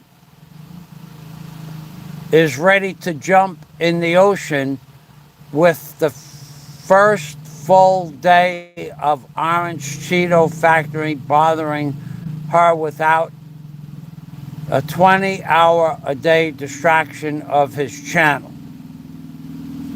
Wow. What you're trying to say is, now that he has all this free time, who is he harassing all day? That's actually quite a good question. Wonder what he's doing all day. Well, whatever it is, you know it's nefarious in nature. You know that. You know he's plotting and planning. He's going to plot and plan himself into a heart attack one day. He's gonna get. See, I've told him many times you got to learn to relax and have fun with some of this stuff. Have fun with it. But the fact that he likes to go out and incite people to do bodily harm to others makes him aware of the fact that it could happen to him as well. That's his problem. Because of his nature, he's said it many times that he could have this person, this could happen to this person, and I have the ability to make this happen to that. So if he has that ability to make things happen to, say, somebody like Barry Jordan, which he made clear as day, then somebody else might have the ability to do it to him, and that's his paranoia. That's why he's so paranoid. That's what I think.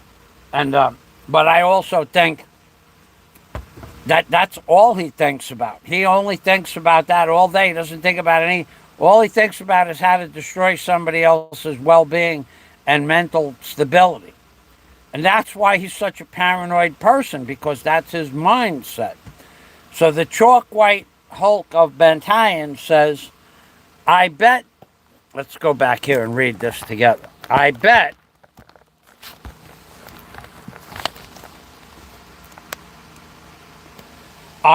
the other one is ready to jump in the ocean with the first full day of the Orange Cheeto Factory bothering her without a 20-hour day distraction on his channel. You gotta wonder who he's harassing now. Because harassment is the nature of his mindset, harassing. Basically, he finds fault with everything that everybody, every day, finding fault. Now, we started this video out with finding fault for being in a house of ill repute, a prostitution, a gathering of prostitutes. That I find disheartening and disgusting, and in fact, dangerous and immoral. But the Catholic Church has no problem with it, and neither does the girl's parents or family. I gotta tell you, this is a strange place. Where I grew up,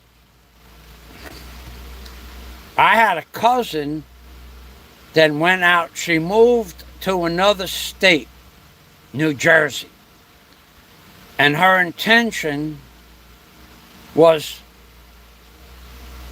to meet 4 or 5 or 6 or 10 men a day and have relations with them. That was her intention.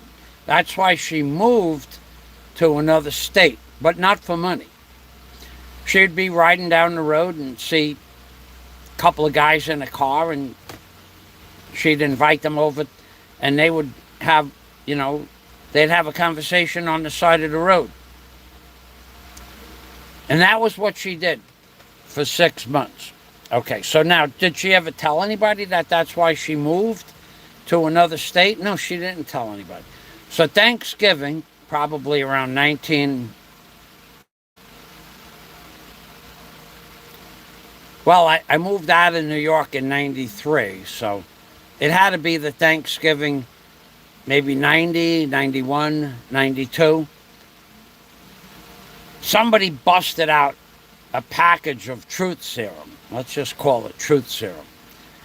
And she got so monkeyed up that she told everybody what she did in New Jersey. Now, this was our favorite cousin. Okay, this isn't like some distant cousin that we don't see. This is the cousin that we all grew up with, and all close family ties. And she did that thing that I talked about. And pretty much, people, the family, now at that time, I was still talking to her. But after that, I never talked to her again. Not for that alone, but there was something else. It was had to do with a wedding. So, but when my parents found out that my father was devastated, he was, and he didn't believe when I told him, because he said, "How come you stopped talking to bots, doozy bots?" We used to call the doozy bots. A little crazy, it means in Italian. Doozy bots. How come you don't talk to doozy bots anymore? Because he saw her across the street, and we didn't talk. So I told him. He goes, you're not telling. I said, go ask Stephen. Go ask cousin Stephen. Go ahead, go ask him. Or John. Or go ask cousin Donna. I've consumed my whole load for the day. I'm going to have to try to get on... I'm going to have to try to get on internet.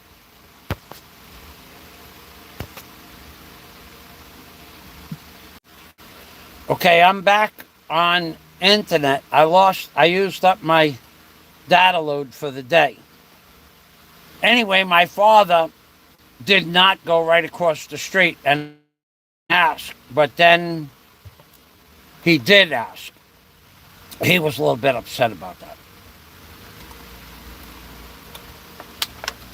So, it happens to the best of them. She might have had the best job of all the cousins. She probably made the most money of all the cousins, except one. One of my cousins was the secretary for the mayor of New York City. She made more money. But, yeah, regular people do that kind of stuff. But she didn't do it for money. That was her saving grace to her, that she didn't do it. Well, she got so monkeyed up when she spilled the beans, we were all looking at each other. It was not the parents, it was only the cousins. Most of my aunts and uncles had died by that time, but whatever uncles and aunts, they went to somebody else's house, and all the cousins, there might have been about 20 of us at the house, and we got enamored. And they put the truth serum on a giant plate in the middle of the table. Couldn't believe the stuff she was telling us. She gave it to us blow by blow. She gave it to us. That was funny. It was sad, but it was funny.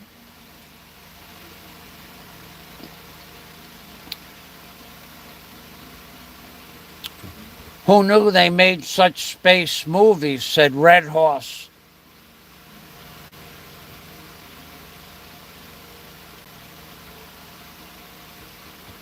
DNC, the unboxing. That was one of the funniest videos that was ever on YouTube. DNC, with the little face. That's a classic. That is a classic. You know what, DNC, is that still on your channel? Because I could put it in my sexual fantasies playlist. Is that video still up on your channel?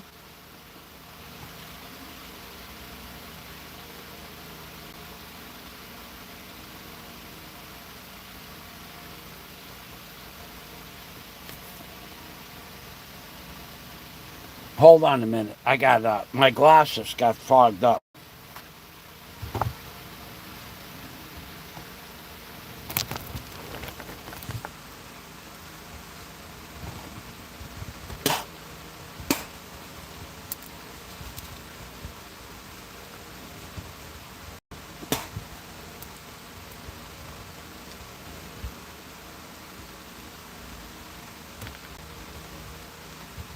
Oh, that's much better.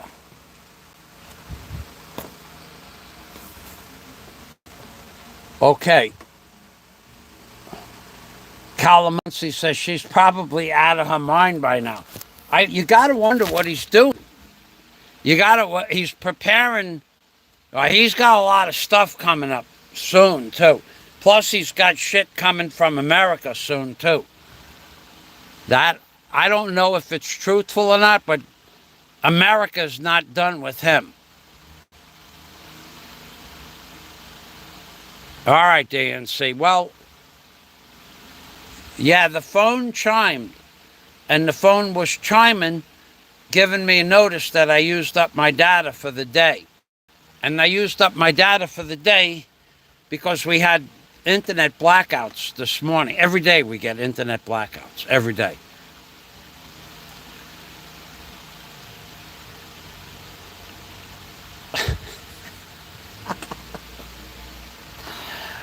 Is that Chatty Catty doll? I'm not up on kids' toys. Is the Chatty Catty doll is the one where you say something to the doll and the doll repeats it back, if I remember correctly. Knockout drops being prepared at this moment, says Sim. She's tired of I'm tired of hearing it. That was funny. That's a funny clip.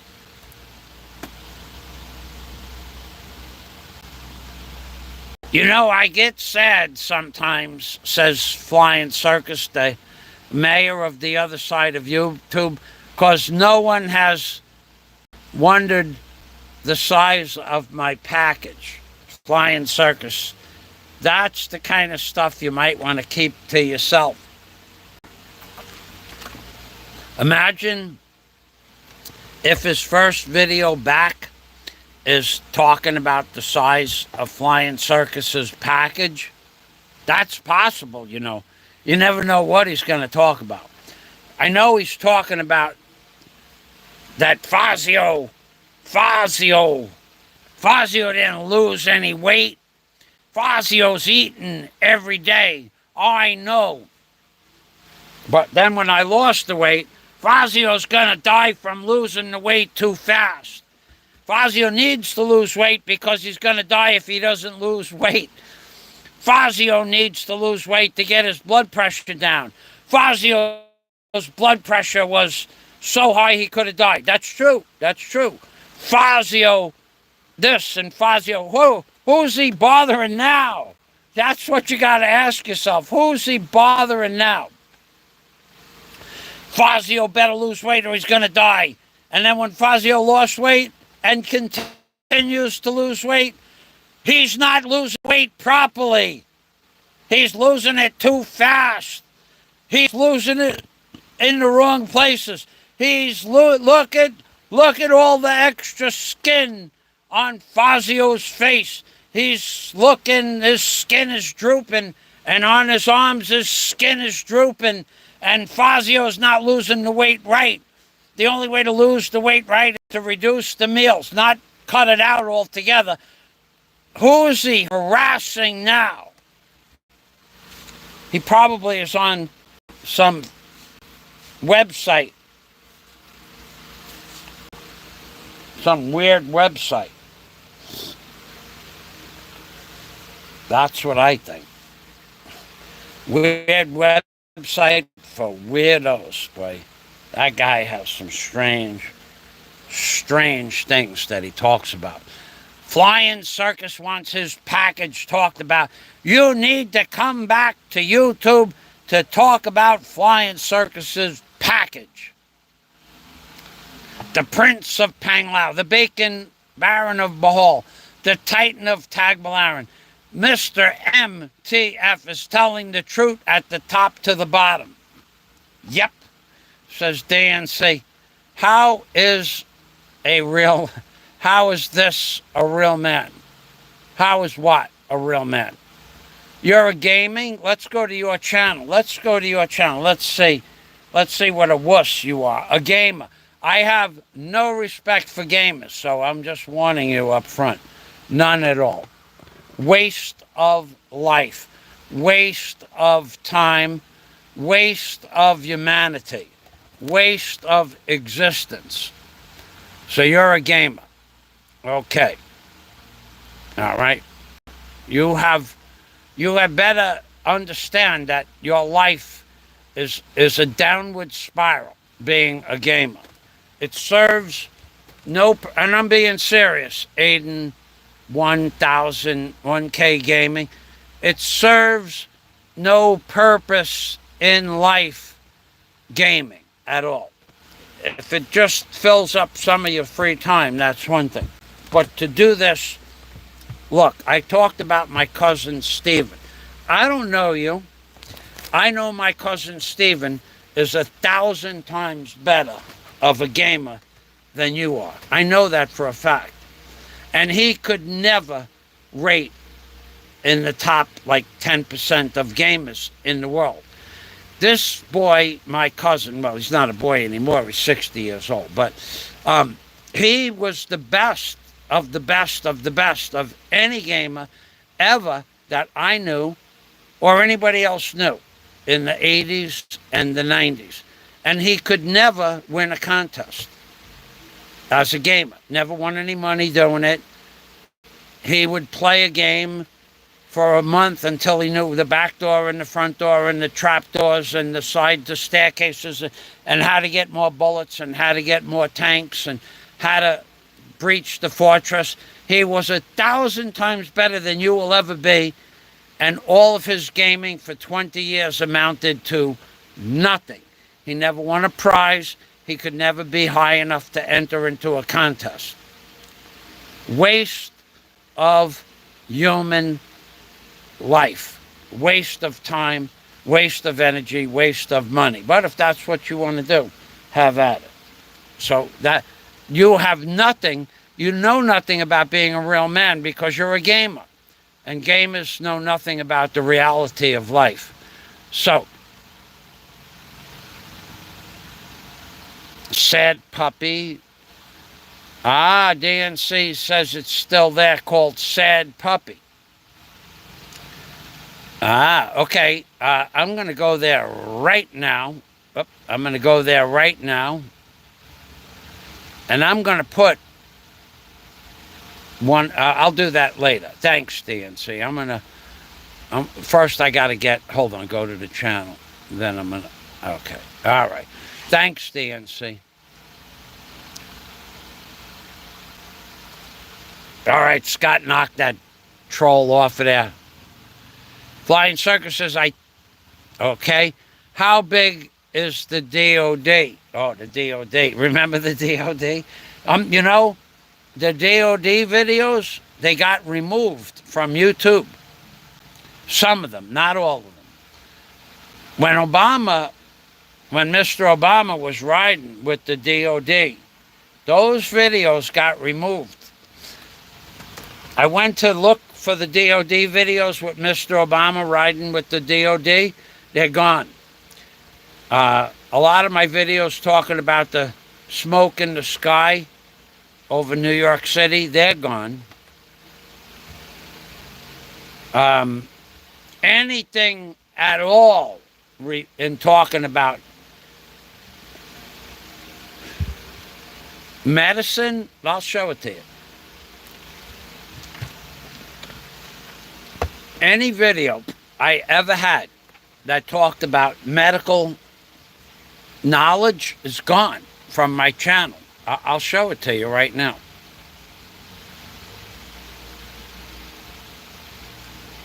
I'm not sure if I can show it to you. Okay, that's not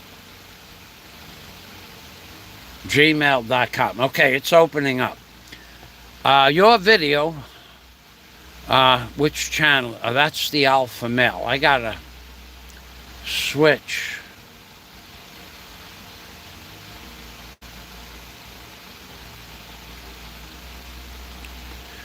Oh, by the way, to the fella out there that flagged all my live streams this week, they all came back from yellow to green.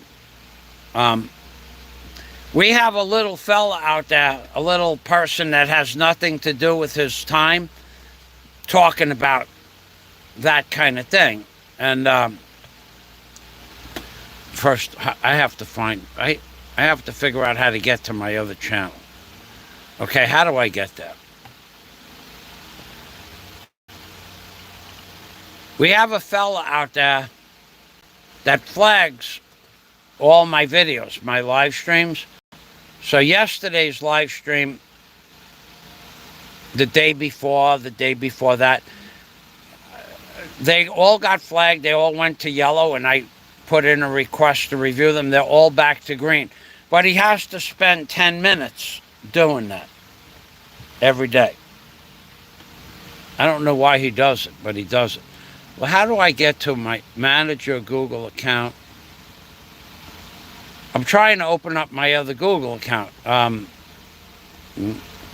Search Google, search Gmail. Let's go to Gmail. Let's just open up Hoodwinked. See if we could open up Hoodwinked. Let's see. Hoodwinked. Let's search that. I don't know. Anyway, my Hoodwinked, it's not important. It's not really that important. My Hoodwinked channel, if it said DOD, if it said anything that had to do with medical or virus or anything like, all those videos got deleted. No strikes, but they all got deleted. Medical misinformation, even video that was made, say, in 2013. And then I put that video on private. Even videos that were set on private for medical misinformation were removed by YouTube. In other words, they used to let you keep them on private, and then you could open up the video and remove the misinformation. But they did it last week. They removed the video without, not that I would ever edit it, because I don't know how to edit videos, but they removed the video. I don't know what was in the video because they removed it and I never saw what was in the video. But they're removing videos even if they're on private. YouTube is.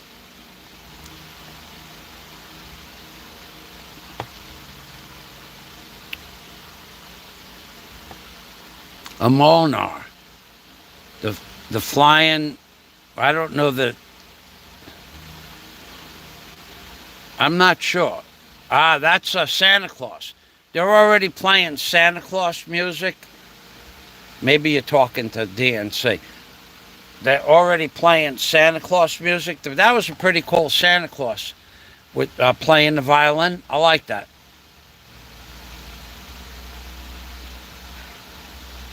Little kid does not belong on here anyway. That's true. Thanks, Scott. Yeah, I don't want him here. I play an hour or so of Madden football lately. Yeah, well, you're an adult. You don't, these kids spend their 8 or 10 hours a day. My cousin Stephen, nobody was better than Stephen. Nobody. Nobody. Yeah, if George is listening, George, come on and tell him between the two of you who was better. My cousin Stephen was the man. He could sit in front of a computer 18, 19 hours a day, smoking cigarettes and drinking water, because he didn't drink alcohol.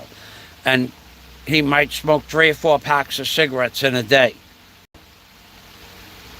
playing computer games. The same game, until he until he got through every trapdoor, and he played online, but he never could win anything. He never won $1. So he was the best person I ever met, and he never won anything. What's the point?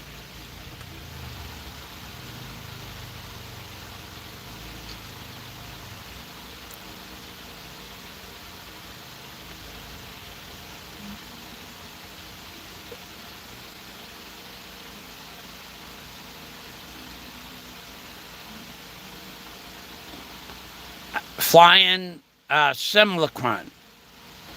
Yeah, but I don't have. I wouldn't play it. Michael, I'm going to introduce you to a virtual reality game and how incredible they are to dabble in. Reality has a contender.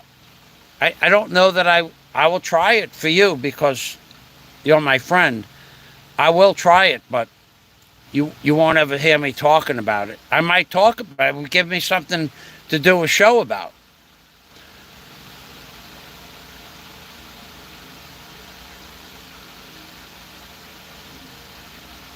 That's true, Scott. The DOD, and it's an icon of the 2000s. Remember the DOD? The DOD.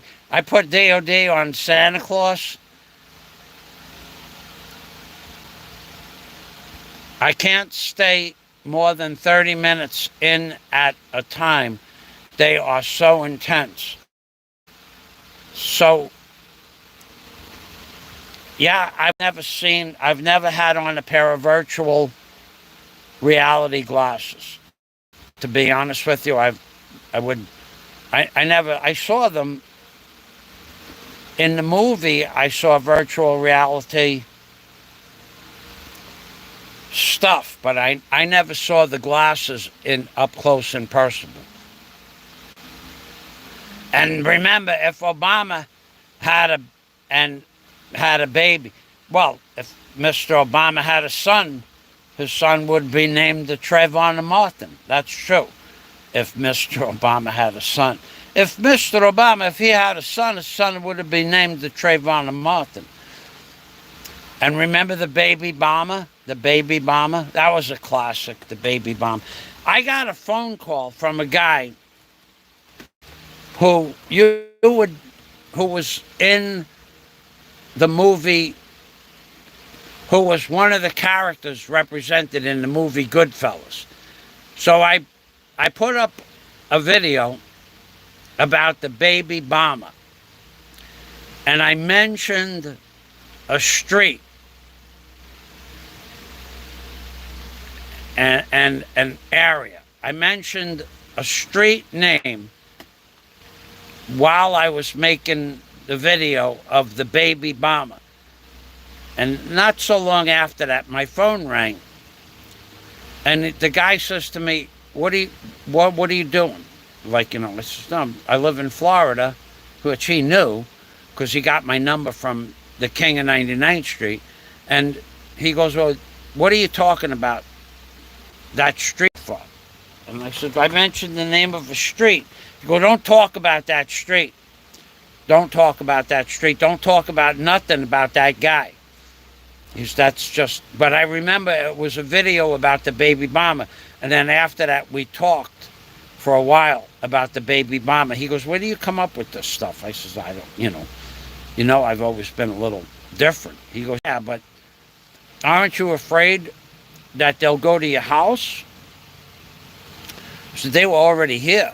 They already stopped by and asked me if I had any intention to go to Washington to see Obama. I said, no, I just make videos about it. They said, okay. I was investigated back in the day. I don't know what. It had to be after his election, or maybe just before. But that was when the baby bomber was born, right around Mr. Obama's election, when he got elected. The baby bomber. I still have that somewhere. I don't know where it is. I have all of that stuff. I have the masks, the rubber Obama, they're gone. You pick them up and they just melted. Not from from the, I don't know, maybe the sweat off your face, and I put them away with sweat on them. They just melted into just a pile of rubber, the masks. But I have the baby bomber, and I have the DOD, and I have, what was that other thing I made? The Dildo Burger out of a 1950s flashlight. I still have that somewhere. It got all oxidized and patinaed.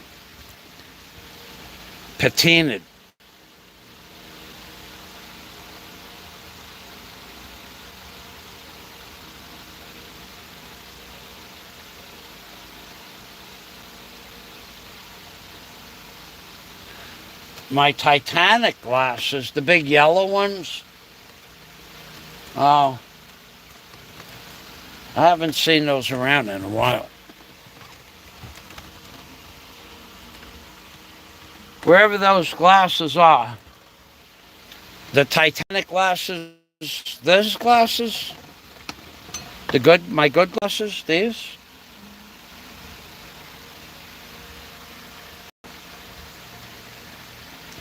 The big yellow ones, I don't know. I haven't seen them. Sometimes I clean up and put stuff away. And that's gone. Got to make up a new thing. Well, at least they didn't ask me about my package. That's true, Red Horse. All right, so then it was fun. I'll stay on for a while longer. I got nothing to do, and it's raining out again, so there's nothing to do. Where's my water?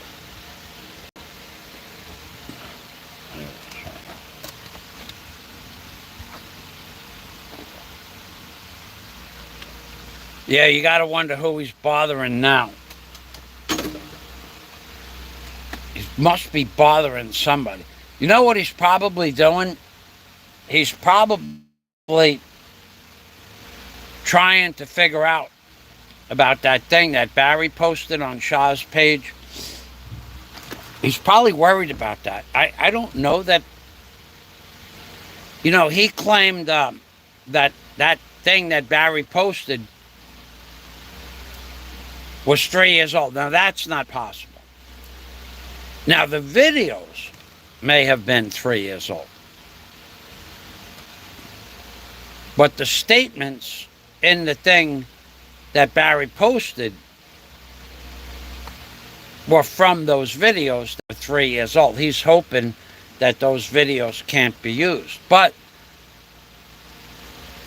I don't know what the rules are about using older videos, because if the rules are that you could use older videos, then I just, then I guess those are the rules. But he's probably trying to figure out if those videos, when they were posted, if there's an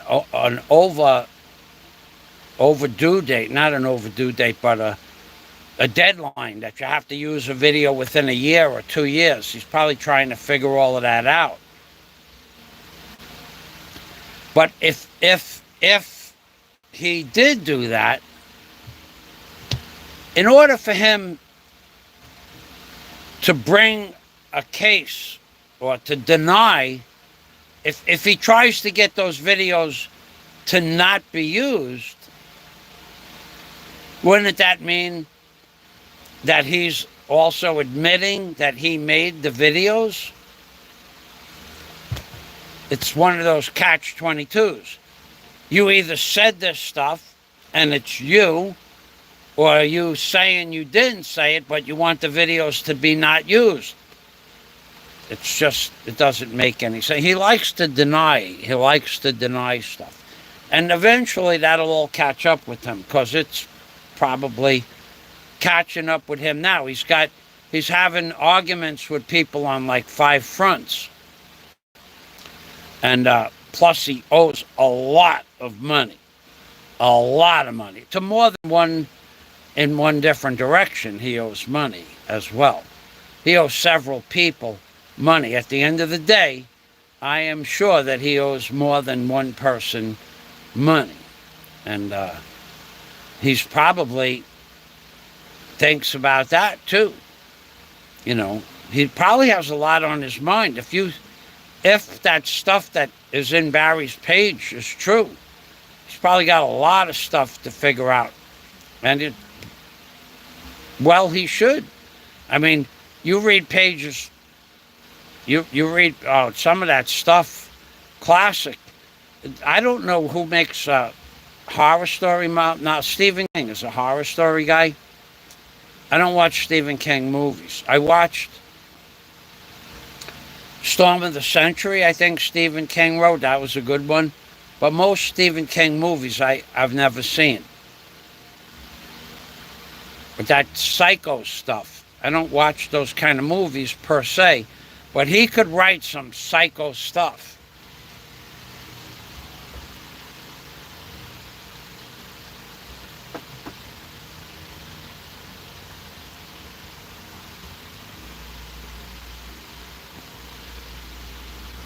Yeah, okay. When you say one word, Indonesia, and what is that exactly supposed to mean? That you're from Indonesia? Okay. When somebody throws one word up on the screen, he has a channel with 2 subscribers. Indonesia does. Okay, thanks for stopping by. All right, then, I'm done. I really am done, too. Oh, I know what I want. Remember he said that he was collecting money with Super Chat? And that he also he was registered to pay taxes at the Bureau of Internal Revenue Service? We never saw that paperwork, did we? No, we never did. And there was something else he was going to prove that he did. He's an amazing man. He's an amazing man. All right, so let me... I have a playlist about... if you're interested in the war between Israel and Hamas, I have a playlist with about 45 videos. If you're interested in that stuff, the bottom video is the newest video I posted to the playlist. Some guy named John Ritter, I think, and he was talking about riots that occurred somewhere against Israel in the last 24 hours. So apparently what he was saying is that people are not believing every story from the news media anymore. And he had an opinion about the war between Hamas and Israel. His opinion is completely different than what the newspapers say. There's a guy that I watched for the very, very last time ever, Gutfeld, a Jewish guy apparently, who's 100% on board with every warmongering politician in the United States Senate, Congress, the President, and Israel. He's 100% on board for completely annihilating Hamas or the country that Hamas is in. So there's different points of view in the playlist that I posted that says net, N-E-T-I-N, net in Yahoo, Y-A-H-O-O. So if you're interested in that, I'll give you the playlist. Okay, so that's something I didn't know, DNC. I did not know that. I only thought it was that one that John Ritter was talking about. So let me open up a page. I'll get you. I'm not going to post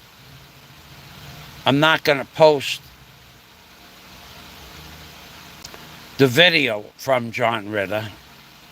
I'm going to post the link to my playlist. Alright, so my channel. And then playlists.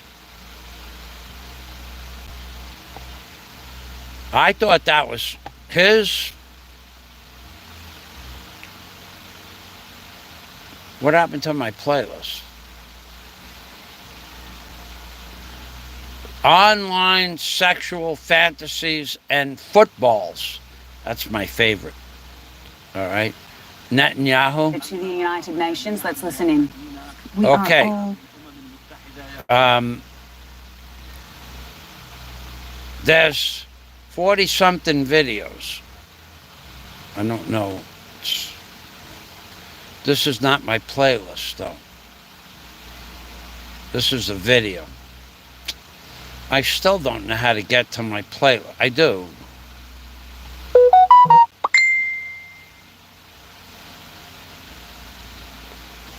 Okay, thanks.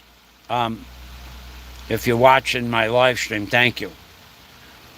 Let's see. Let's go to my videos. Let's go to my playlists. Let's go Netanyahu. Okay. Okay, here's my playlist. So this is the bottom video. The very bottom. Oh, you like my glasses? Well, thank you very much. Red Horse Adventure. The fella that's on the channel now. He sent me a box of five pairs of these glasses.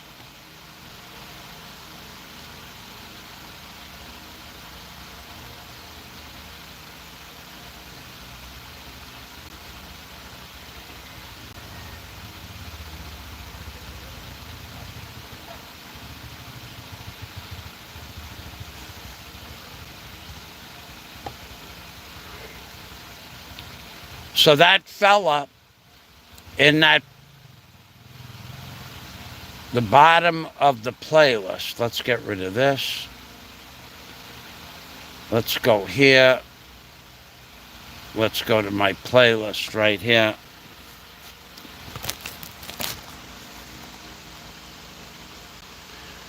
So this one I put at the top, the Arab ambassadors speak, but the bottom one, that was the one, Scott Ritter. Let's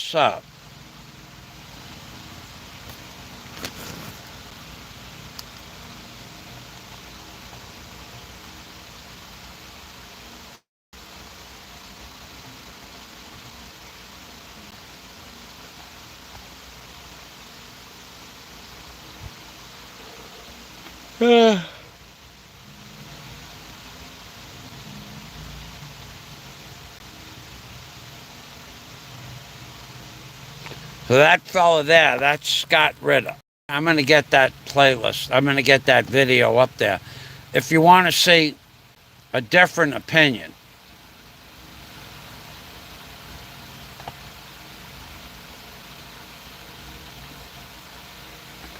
than we're getting from the newspapers, this is a completely different opinion. I haven't been following this at all because I spent many years trying to stop Obama from going into the White House, many years. And then on the second term, I spent a lot of time, and nothing that I ever said or did ever became viral to make a difference. And a lot of people did. But that was their plan, was to put him in the White House no matter what.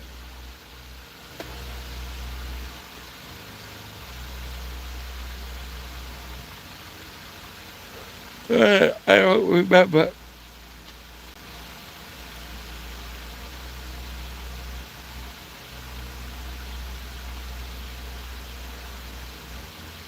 I don't know what you guys are talking about. I got to tell you about what Scott's talking about.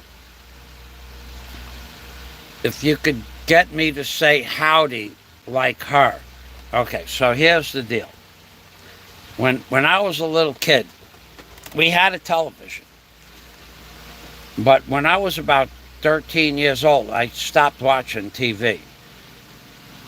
I mean, I would watch like Get Smart.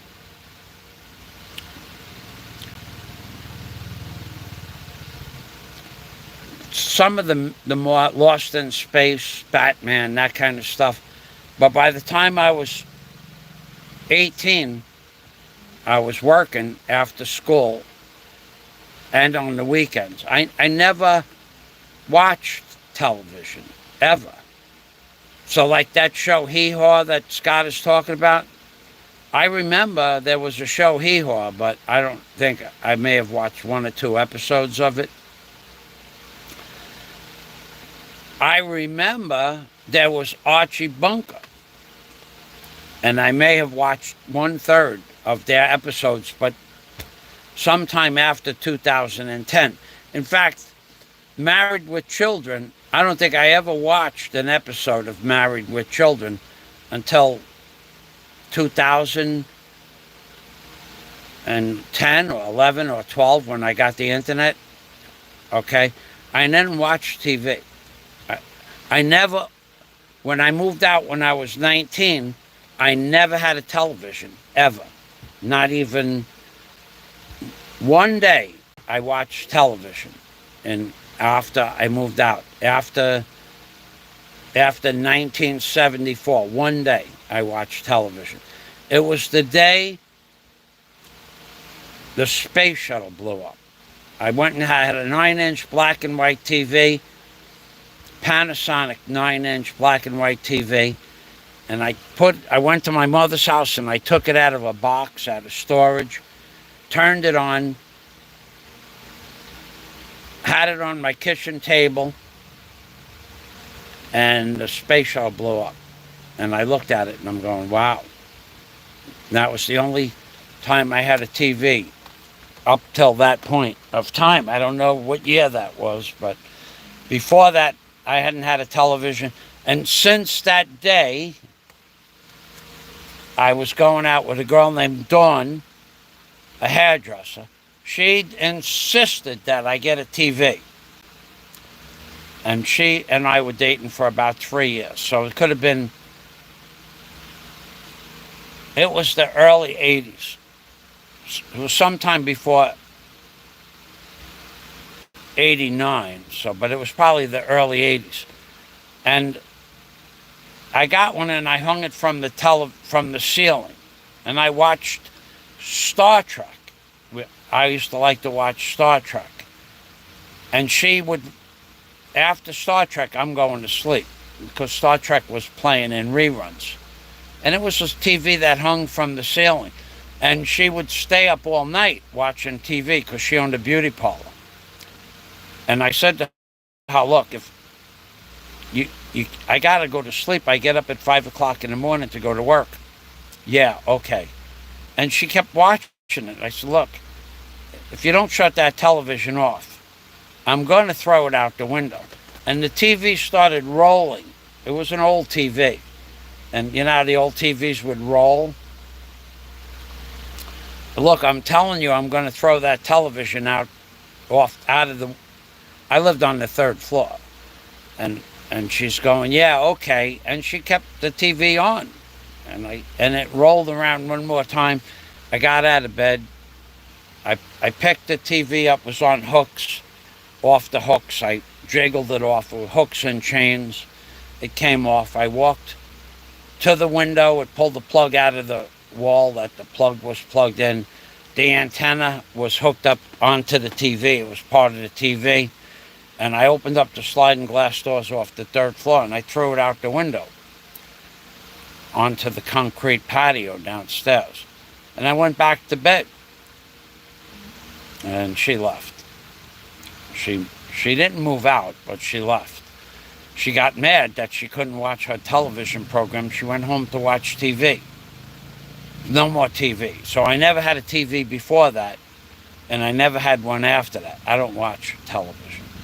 I don't watch much on YouTube either. I never thought that TV had any real. There's nothing. When you watch television, like that guy who plays games, what purpose does that serve? What purpose does it serve to watch TV?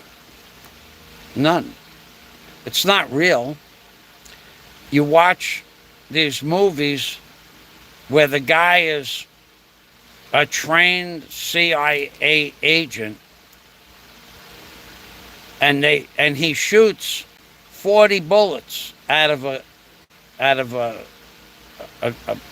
semi-automatic pistol, and he misses, and they're in the same room or on a boat in a cabin. I skip through that part. I don't watch that crap. I don't watch television. I don't believe anything that's on TV is real. I don't believe the news, because I made news several times, and the story that they wrote in the newspaper had nothing to do with the real story. Nothing at all. They just fabricated a story around an event with no truth to it. So after that, and I saw lots of things happen that news was made up to say this is what happened, and it never happened like that. So I don't believe the news, and I don't believe what they say, ever.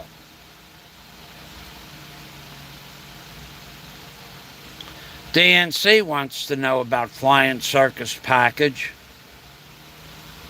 Flying Circus is going to make a video, and I am sure he is. DNC is trying to. Oh, that will cheer him up. Ah, look, everybody. DNC, the great DNC, wants to know about my package. LOL. Do I know how to fish? Not really. Not a good fisher. No. I fished when I was a kid a few times. I may have gone fishing.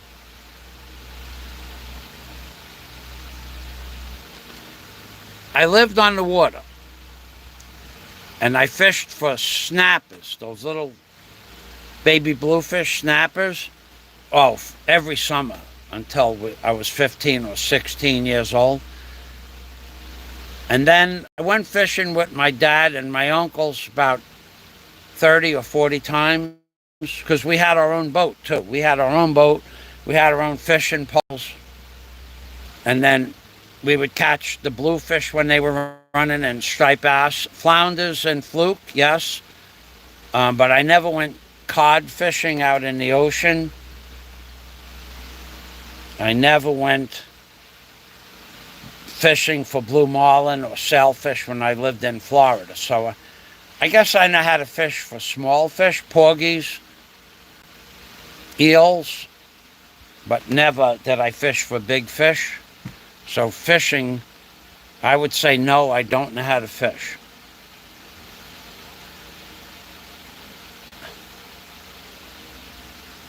Yeah. I know how to fish for bait for small fish like this big, little fish like that. And crab. I was good at crabbing because we had a lot, the long poles to crab on the bridge with, but we had boats to go crabbing with. We didn't crab. We would crab the crabs off the poles of the bridge, but we were on a boat under the bridge. The people on the top of the bridge who had the long poles. And when I lived in the state of Florida for 19 years, I might have went fishing maybe once on the boat, and maybe once on a bridge, and maybe in my backyard where there was fish, a couple of times. And fishing is something, if you want fish, you just go to the store and buy it.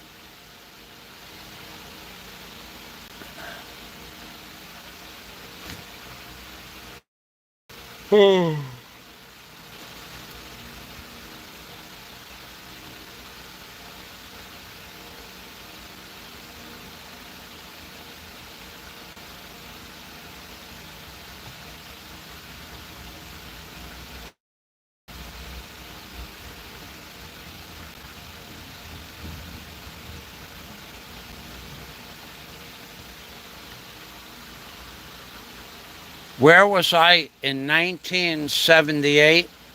I was living in Brooklyn, in a very famous person's house in Brooklyn, New York.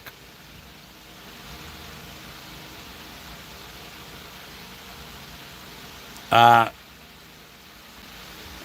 East New York, Brooklyn, near something called the Pinks, Pink, the Pinks Project.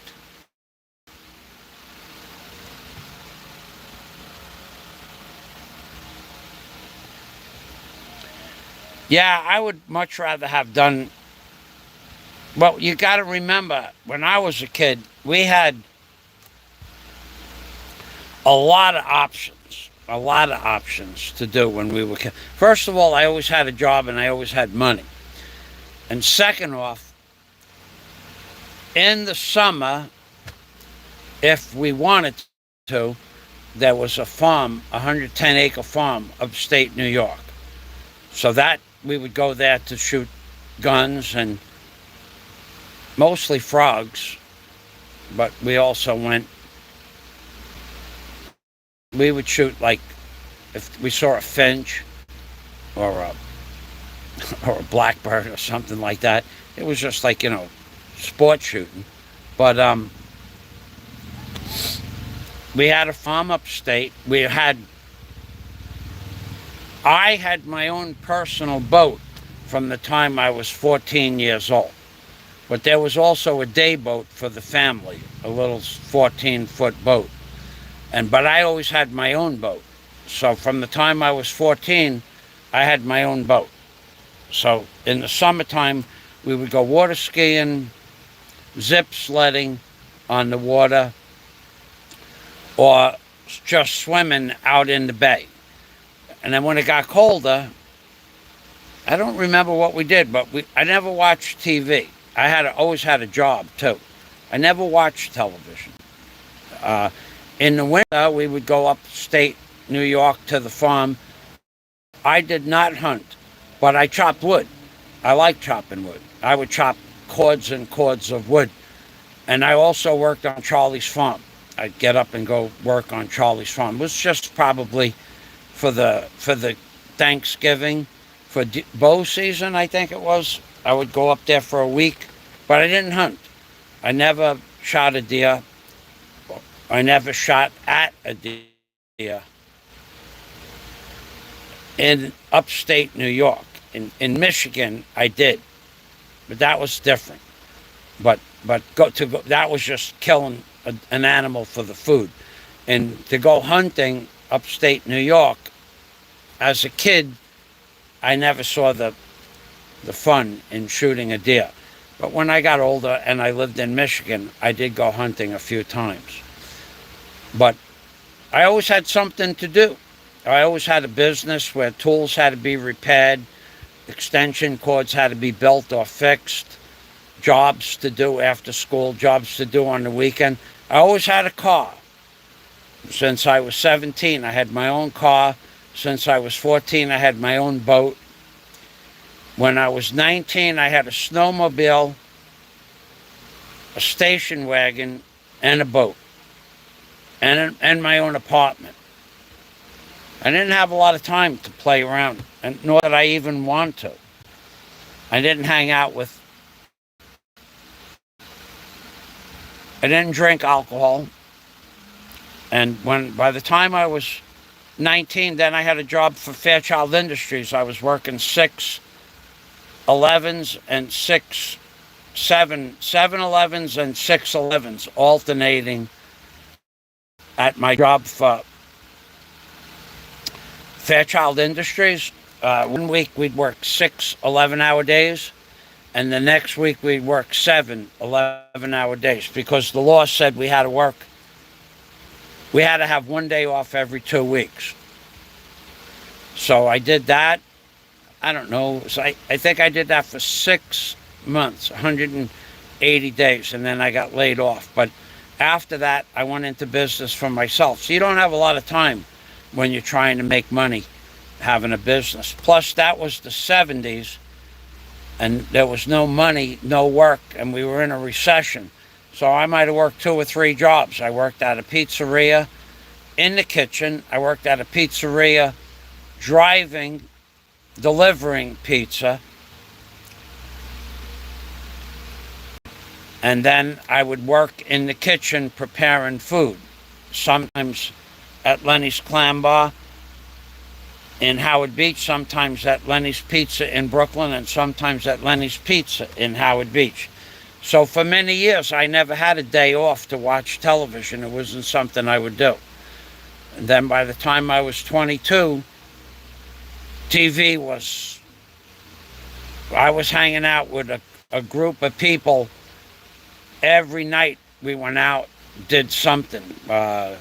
Concert with Johnny Mathis, concert at the Ritz Carlton at the Ritz in Manhattan, the Tropicana, stuff like that. Pink Floyd, Led Zeppelin, the Moody Blues. By the time I was 22, I had my own money, and I did something every night or hung out with a group of people.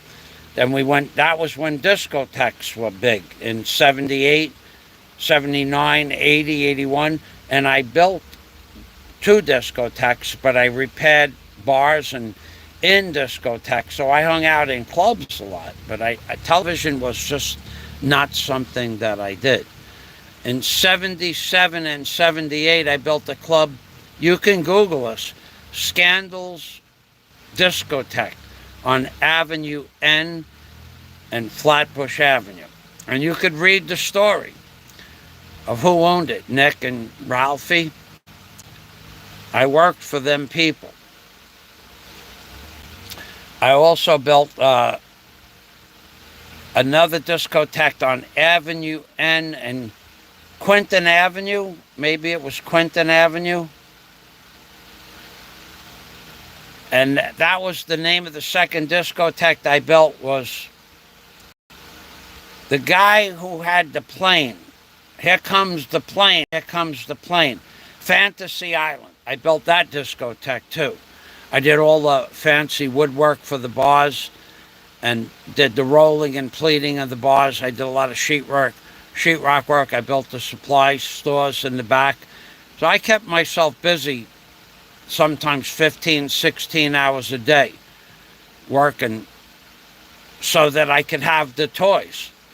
And then I worked for a guy that kept us busy.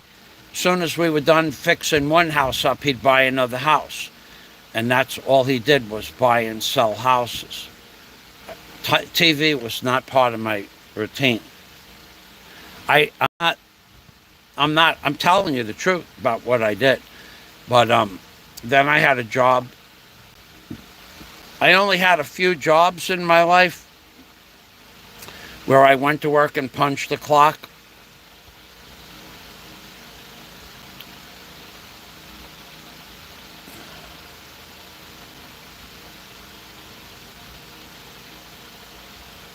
Horizontal hold, didn't need any when I was done with that TV set. It was just a cheap TV. It made a mess, a big mess.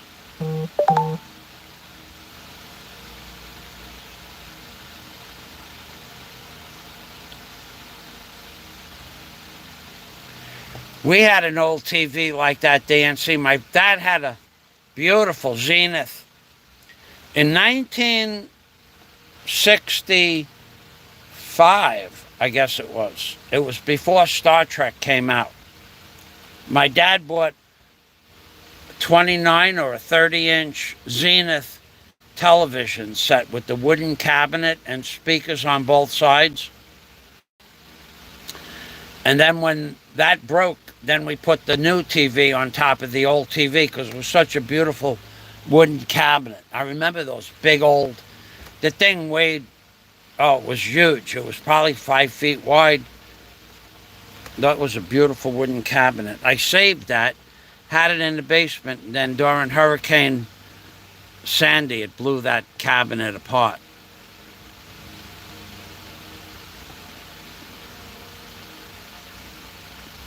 Yeah, the old Star Spangled Banner. Remember that would come on at, in America. It was 2 o'clock in the morning, I think, at 4 o'clock.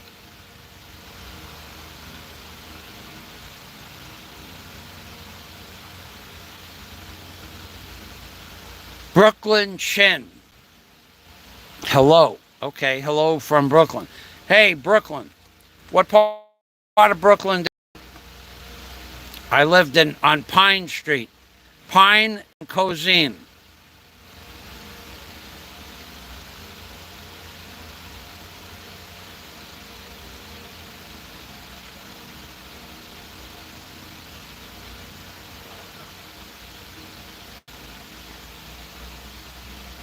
Crabbing. Oh yeah, I used to. You know, when we went crabbing, we had. I still can't remember the name of that boat that we had. It was like a whaler, but it was not a whaler. It had a double bottom, but not. It had single fiberglass side. We would go out in that boat. My Uncle Jay, Stephen's father, my Uncle John, my father's brother, and my father and I. So there'd be four of us in the boat.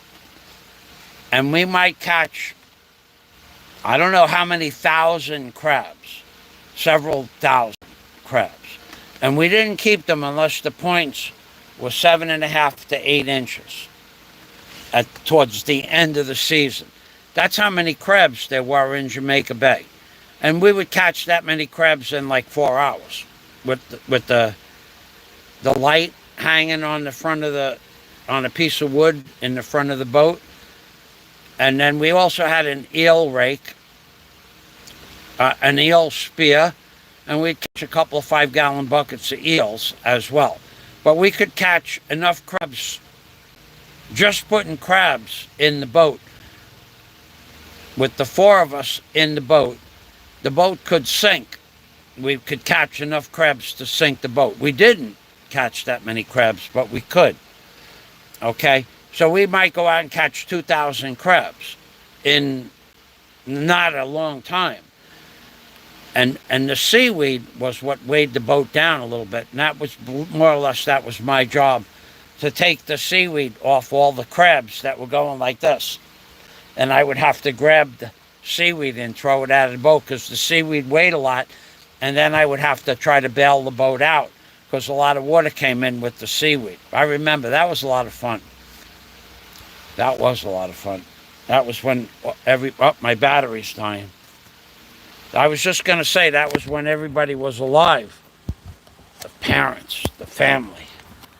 Okay, how much percentage do I have?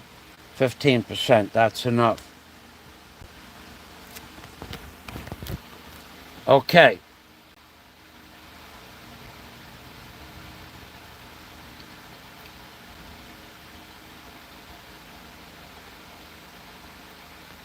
DNC on a pier near Ocean City. Wow, Ocean City. I've been there with the barge. Ocean City had hundreds of the fishing boats. That was quite the jetty to come into that in the wintertime in a pretty good storm. I came into Ocean City. I remember. See, that's a lot of these people on YouTube. You get like Frail. He's never done anything, never been anywhere, never did anything. When I tell you I've been to Ocean City, I have pictures of that. Ocean City, Maryland, on a barge by myself, coming in sometime between December 16th, but it was also before Christmas. It was cold, it was snowing, it was sleeting, it was rainy. That was when I got stuck on, when I almost lost the barge in that storm. I think the storm was December 15th.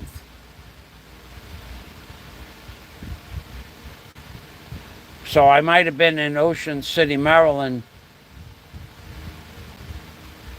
on December 12th or 11th or 12th. It was cold. I've been there. And it's in the wintertime, there's nobody there. There was a guy named Henry in the marina where I fueled up.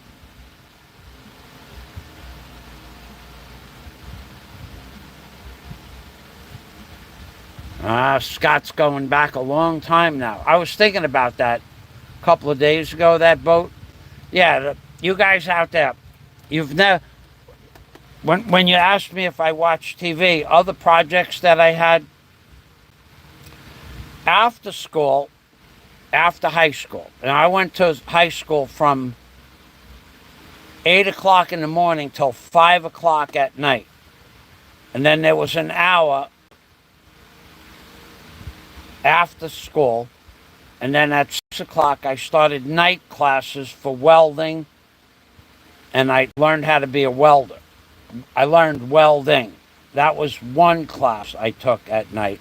And another class that I took at night was MIG and TIG. MIG and TIG. So for 1 year, when I was 17, I had classes at night. Then in high school, in senior year, I worked at night. But also in high school, I started building a 21-foot cabin cruiser from paper patterns. So Frail, he's never done anything. He's never built anything. He's never done anything. He's never been anywhere. He never went crabbing. He never went jacking. He never lived in New York. So when I started building a cabin cruiser, it was paper plans from Tonawanda, New York.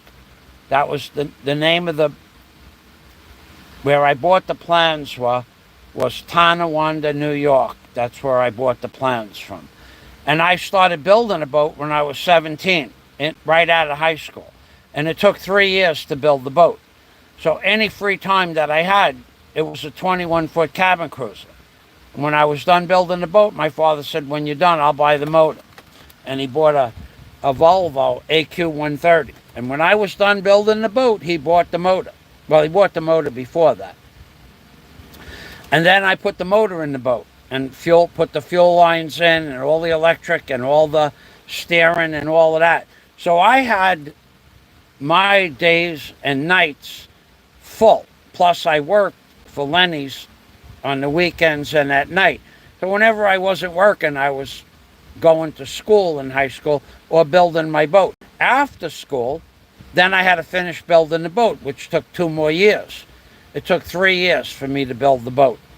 Of course, I would have to save up the money to buy the wood to build the boat. And then I would work and buy more wood and then build more boat. But when I was done, my dad... So you people out there that you dicked around when you were in high school and you went to college and you didn't do anything, I was always busy. Always busy. So, and I built a boat, 21-foot cabin cruiser from scratch. Paper plans, paper patterns. That's why... And anybody that wants to wager me money, you can't, because you've seen the videos, the pictures of the boat being built. They're from the 1970s. But you people, when I call you lazy, I mean it. You people, you skated through high school, you skated through college. You've done nothing, most of you, as far as skills, construction skills, but you make fun of me.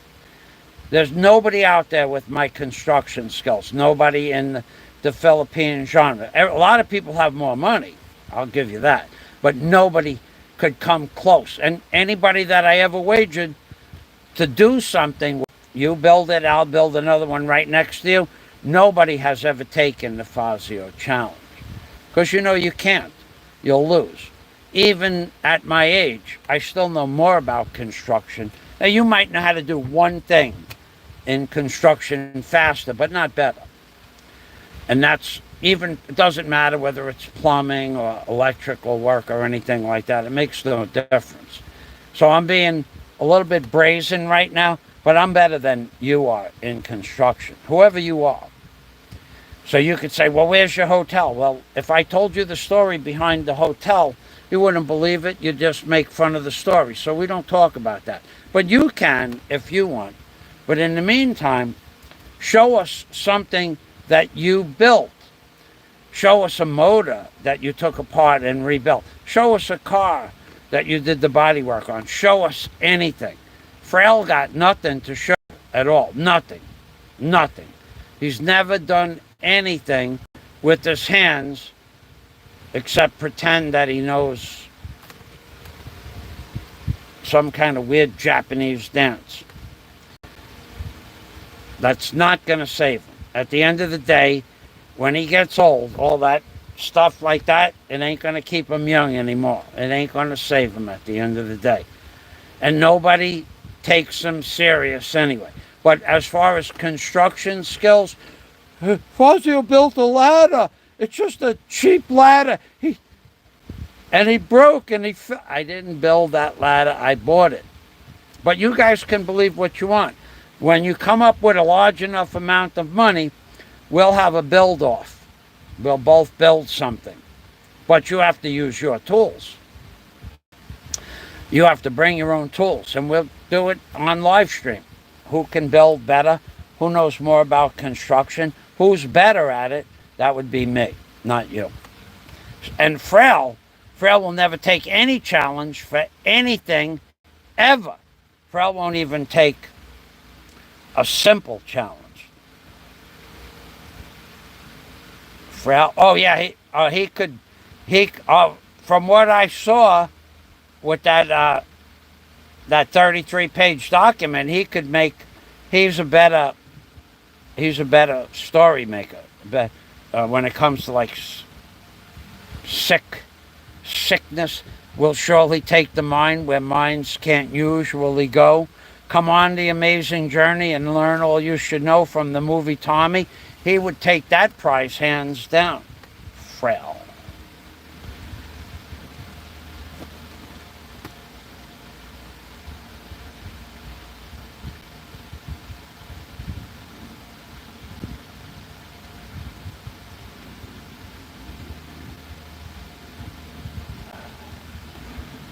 I don't know you people that are coming on my channel. I'm not real sure. What is it that you're asking me to say? Ayala?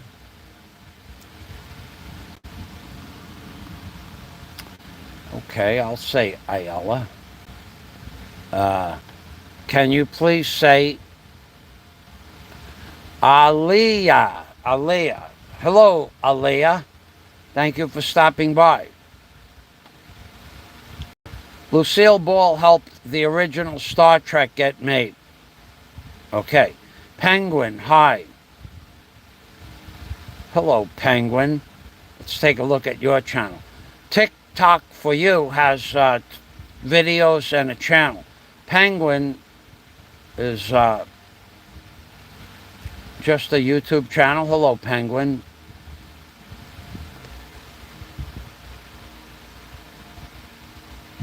Don't worry about it, flying circus. Janatol. Hey, baby. Oh, let's see what Janatol is. Janatol has 1 subscriber. So what I'm going to do is I'm going to subscribe to Janatol. Now you have 2 subscribers, Janatol. Okay? Hey, thanks for stopping by. Thanks for the kisses. Wow, where did all of these children come from? Let's see. Anima Clones has a smiley face. Let's go over here. Where did all these children come from? What, is school let out? Cats, okay. Cats and games and stuff like that, okay. Anima Saons Epicus Yamas. Well, that's a mouth. Let's subscribe to them too. Now I'm your subscriber. Yeah, baby, I just subscribed to all your videos. Okay, let's see, who else? Animus. Oh, we have another one. We have Artistic Melons. Whoa. Hiya. Let's see. What did school let out?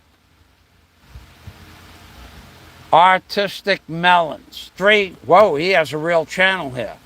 273 subscribers. This makes 274, baby. all 274. And he has 5 videos. Gamers, okay, game videos, all right, that's okay for me, as long as there's nothing crazy. Artistic Melons, gotta like that name. That would be like a girl with giant breasts and tattoos on their chest. Artistic Melons. Little man has 0 skills, including photography. Well, he does have that. He does have that. What do they call that when you put your thumb over the lens? What do they call that? Is that a skill? I think he was reminiscing, not making up a story. I actually believe that's closer to the truth, Flying Circus, because the detail about, look, let's not make any bones about it. I don't like Bama, okay, because he made fun when I was attacked, and he laughed that I got attacked from behind. But if you have to choose, at some point in life, you have to choose the lesser of 2 evils. And I would say that Bama is the lesser of 2 evils between him and Frel. Because Frel, he created the dilemma that Bama's in right now by harassing and haranguing and constantly antagonizing Bama. He caused Bama to have a meltdown, and Bama's did in fact say things that he might get in trouble for. But it was the frail man and his insecurities and his psychoses that caused Bama to say the things he said. Now, Bama might have said those things anyway because he's stupid, but he wouldn't have focused on the frail man. He might have just spread it out, spread the love. But frail gets underneath your skin and then threatens you, and without his face on the camera, and he threatens you, and he makes up stories, and he burns candles and prays to satanic forces.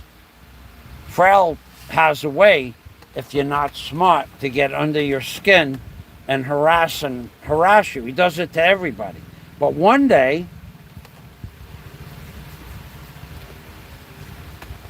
that'll kick him in the Badinsky. Frel has no skills. That was where we started. No skills whatsoever.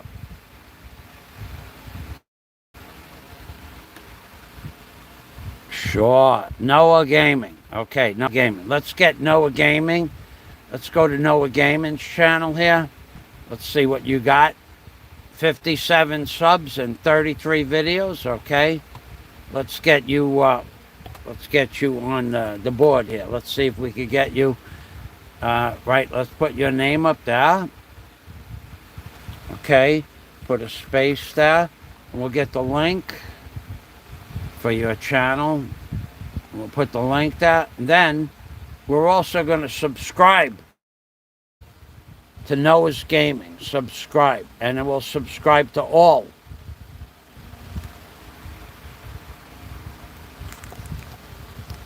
All. And then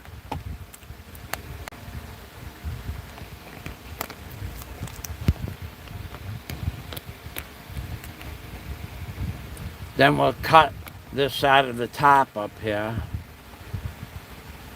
Copy that. Noah's Gaming has 33 videos. And then he has videos. Whoa, look at that. My first video, whoa, 14 views. Nice work there. Nice job, 14 views on my first video. Good for you. Everybody got to start somewhere. All right? Then we'll get Noah's Gaming up here. I'm an advertising company.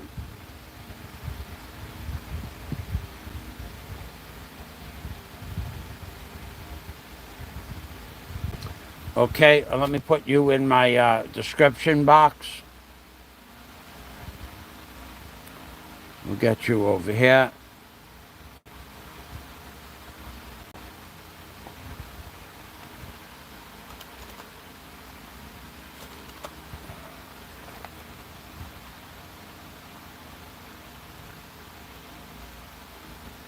And put that in the description box, and we'll save it.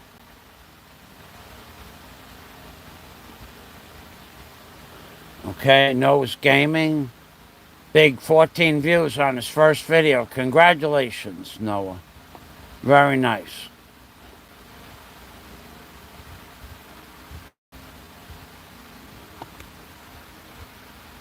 Maybe the new guys saw my Santa Claus video. Maybe. That's possible. I made a bunch of videos with that Santa Claus. That's a pretty cool Santa Claus. When you are 30 feet away, when you are 30 feet away from that Santa Claus that I made the video of, there's no way. I would have... I thought it was a real store Santa Claus, a real person in the outfit. It has the body movements of a real person from about 30, 35 feet away without my glasses on. With my glasses on, I don't think it would have made a difference, but I'm going to go back there and make more videos. I thought that was really cool, but I couldn't get... They wouldn't... The store helped. They're allowed to be in videos. They're allowed to do that. But I could only find that one guy, and he was okay with that. But I don't think they knew that I had a real channel. Like, who knows? So they were afraid. So I'm going to go back and get people to be behind that Santa Claus. I'm going to make videos, like 4 or 5 videos, with other people behind the Santa. It would make like it's pretty cool. You know, it's pretty cool. It's a great display. Oh, it's so realistic, and it's just nice. You know, it's just a nice display. It's a nice time of the year to have something like that. So maybe from the Santa Claus video, who knows? I doubt it'll get any views, but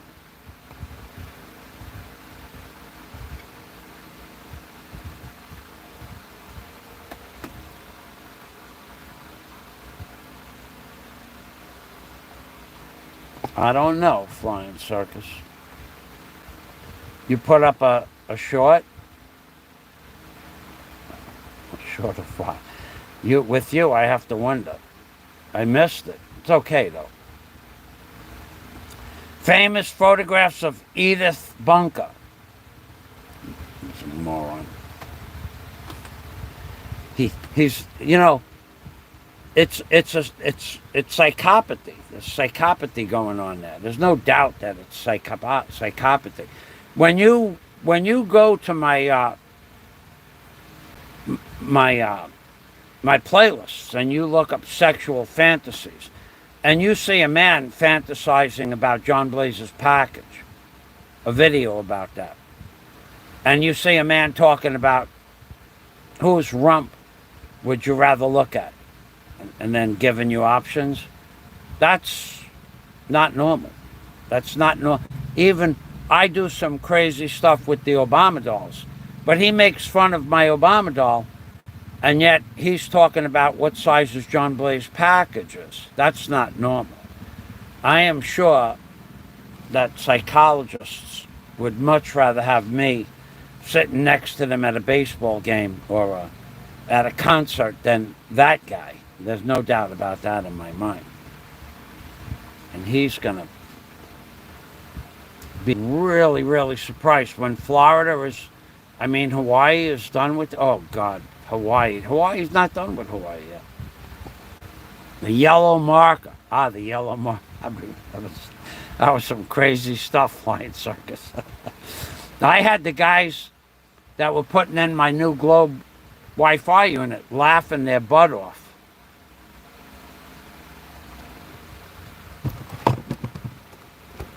From some stupid little thing like this. See, that's another thing Frel doesn't have. He doesn't have any ingenuity. Remember, I had the Obama doll and I had the Trump doll and had a couple of other, the masks and stuff like that. Remember when the little fella, he got a dog and he tried talking to the dog? The dog looked at him like, are you talking to me? The dog didn't want to have anything to do with him. Even a dog doll wanted nothing to do with him. Washington is here. In Washington, D.C., we are in the Philippines. Nachita, we're in the Philippines. Nachita, let's go take a look at your channel. See if you have any videos. I'll give you a shout out. Go to the channel.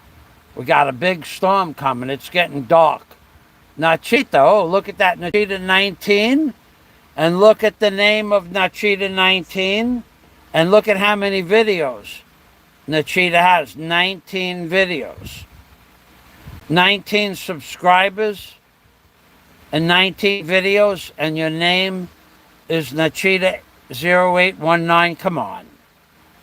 Today's your lucky day, because I'm going to make it number 20. You have raccoons. You really have raccoons? That I want to see. You do have raccoons. Wow, that's pretty cool. We're going to get you a Nachita 19. Wow. Nachita. Okay, let's get your link up here. Look at the name. Look at that name of that girl or man. Nachita 19. And the Nachita 0819 is the name of the channel. She has 19 subscribers and 19 videos. What are the chances of that? What are the chances of that? Seriously, what are the chances of that happening? The day that we go to shout her out or him out, 19, 19, 19. It's like 1919 Mockingbird Lane. Let's get that up there. Raccoons are my passion. You know, I could tell you a story, not about raccoons, but about skunks that you might like.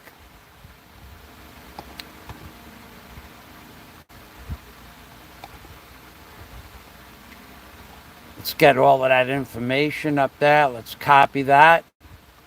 And we're going to come back and look at a video of Nachita.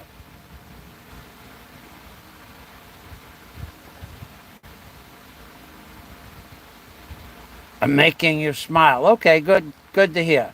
Nachita 19, we're going to post that 3 times. Please subscribe. Let's write that down.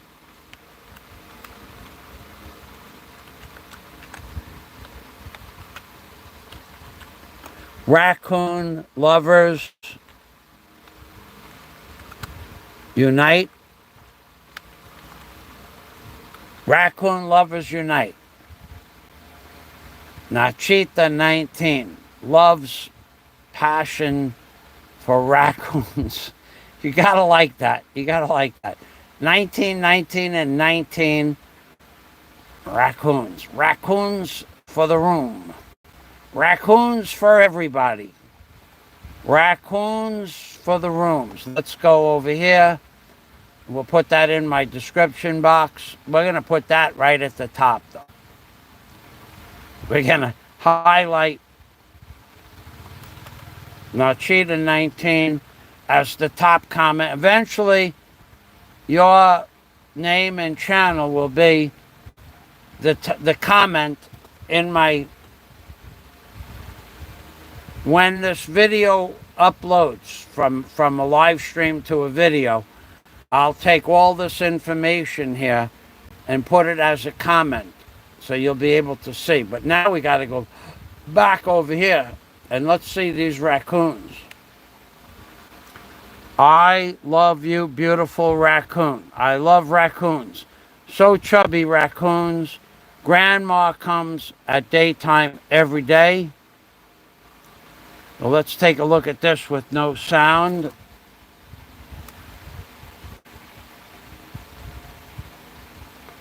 Let's take a look at her grandma raccoon. Whoa. Yeah, I remember touching a raccoon. They got little hands with like rubbery feet and really sharp teeth.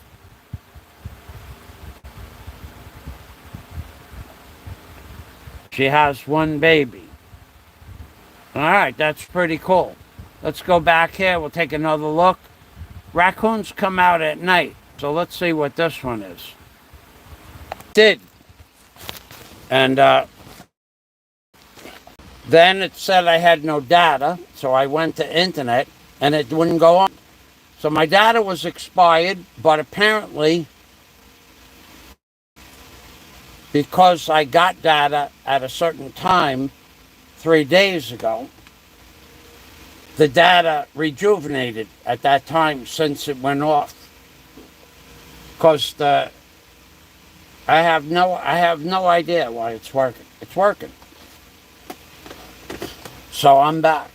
So let's see, who do we have? We have the raccoon lover. DNC is normal. Oh yeah. Oh yeah. I was a rooster. I was a rooster.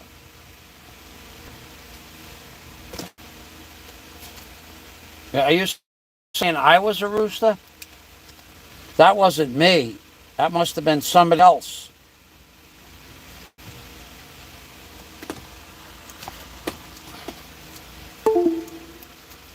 You must be talking about somebody else.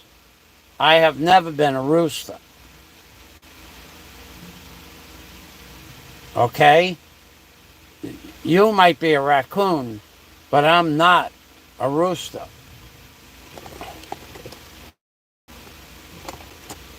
If I was a rooster, I would have a yellow magic marker coming out of the top of my head like that. But I don't. Try to remember, I'm not the rooster. You're the raccoon. You are the raccoon. I am not a rooster. Not a rooster. I am not a rooster. You are getting sleepy. You are getting sleepy. I am not a rooster. You are a raccoon lover.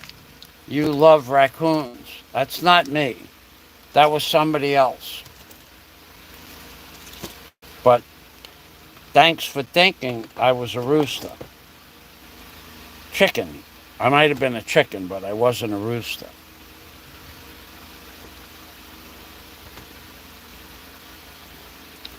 Way older than 19. Usually when they're way older than 19, they're like 19 and like 7 months. That's what flying circus, that's what I remember. I'm older than 19. How old are you? I'm 19 and 7 months.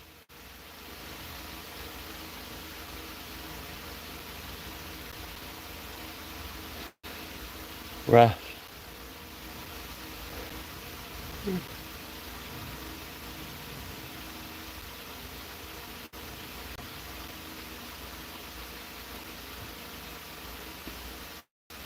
$45. What part of the world do you live in? I'm in the Philippines. I can't tell you where Flying Circus lives, but he's in America. Are you in America? Because raccoons we have in America. I don't care.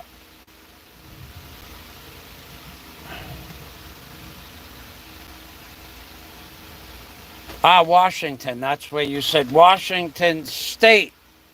That's where they keep the rain.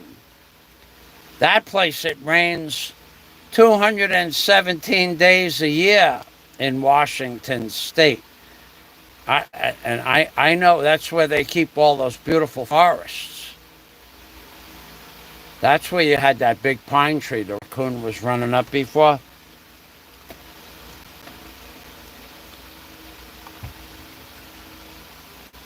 Yeah, it rains every day in Washington State. You'd have to be a lover of rain. Plus, it doesn't get hot there, but they have beautiful mountains and forests there. Yeah, that's a good question, Nachita. How did you come across my channel?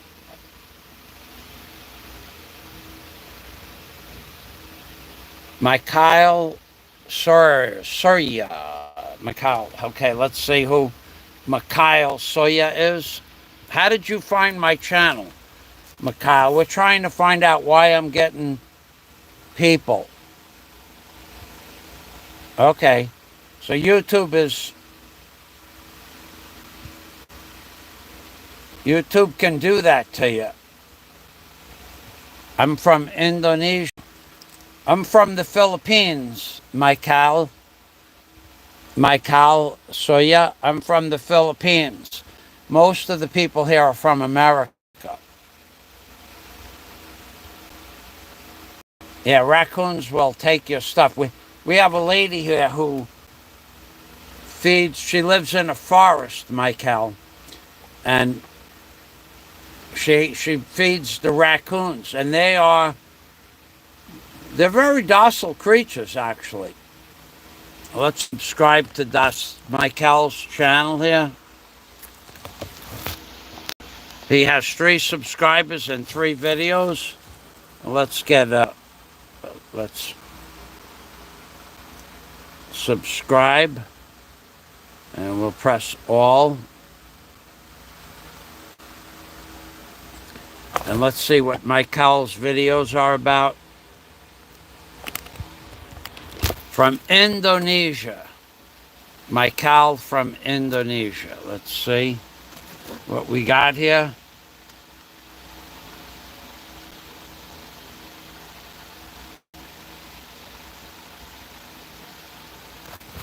Whoa. He's a gamer. He's a gamer. And are you, I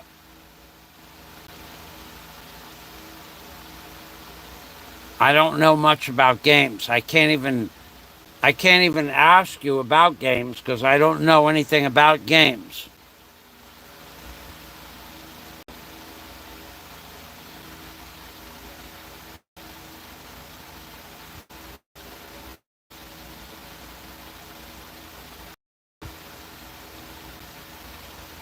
The Pan American Canal. Wow. I hung out at the with the embassy for the Pan American Canal. The colonels and the American diplomats that control the Panama Canal, if I read that comment right.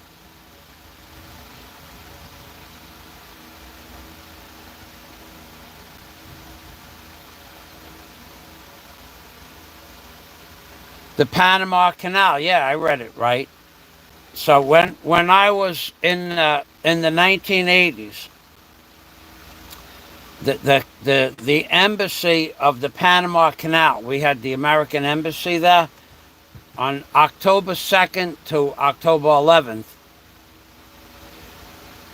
the second lieutenants, the lieutenants, the ambassador, and security for the security detail for the American embassy. They went to Bonaire, which is an island near Aruba and Curacao. And I went on the same trip every year. And we would, for scuba diving on Bonaire, we stayed at a hotel called the Divi Divi. Dividivi. And those are the only people that I ever knew from that area.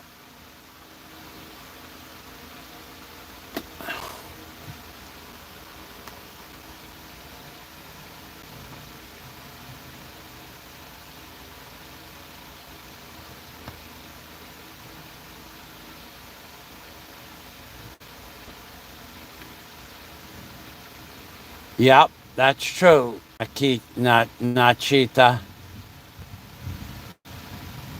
Lumpia.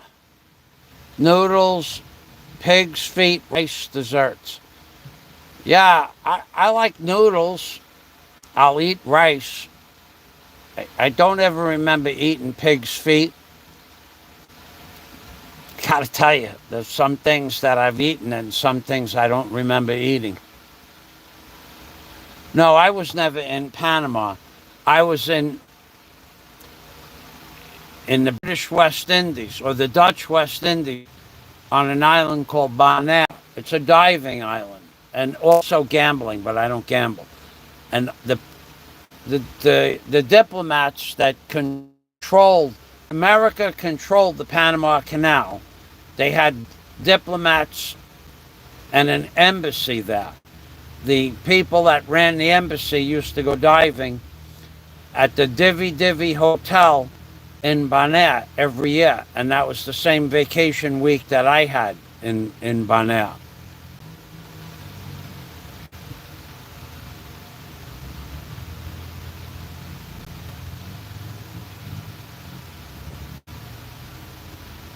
Okay, so Michael Soria is from Akudari. Let's take a look at where Akudari is.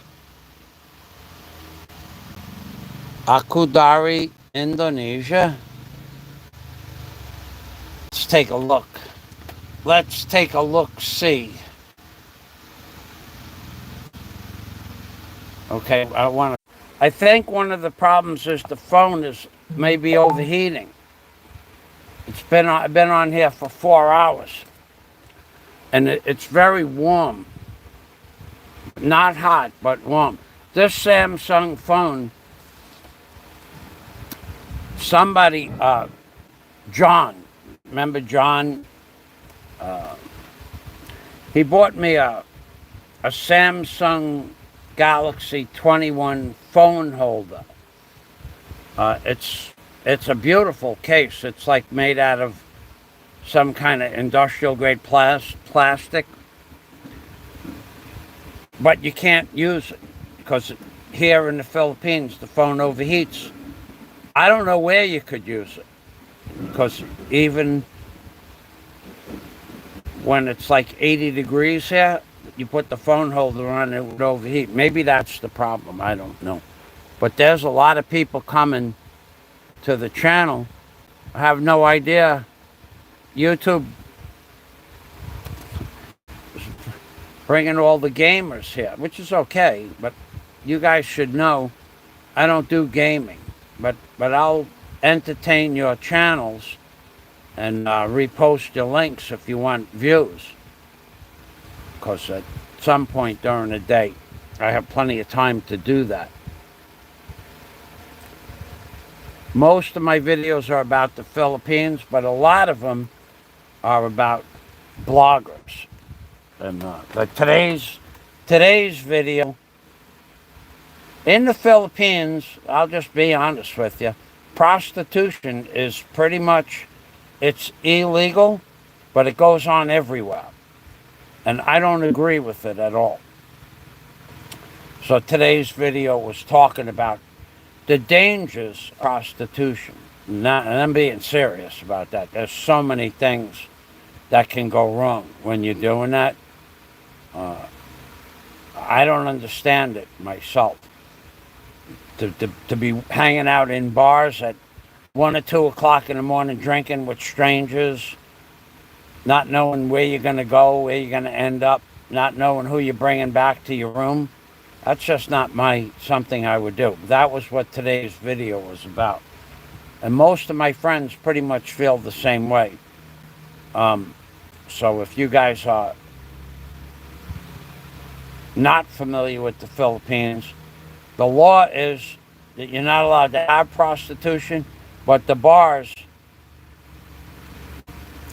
the name of the title of the video is Bamboozers and Barfines. The bars allow girls to be rented by the night out from the bar for anywhere from $80 to $150.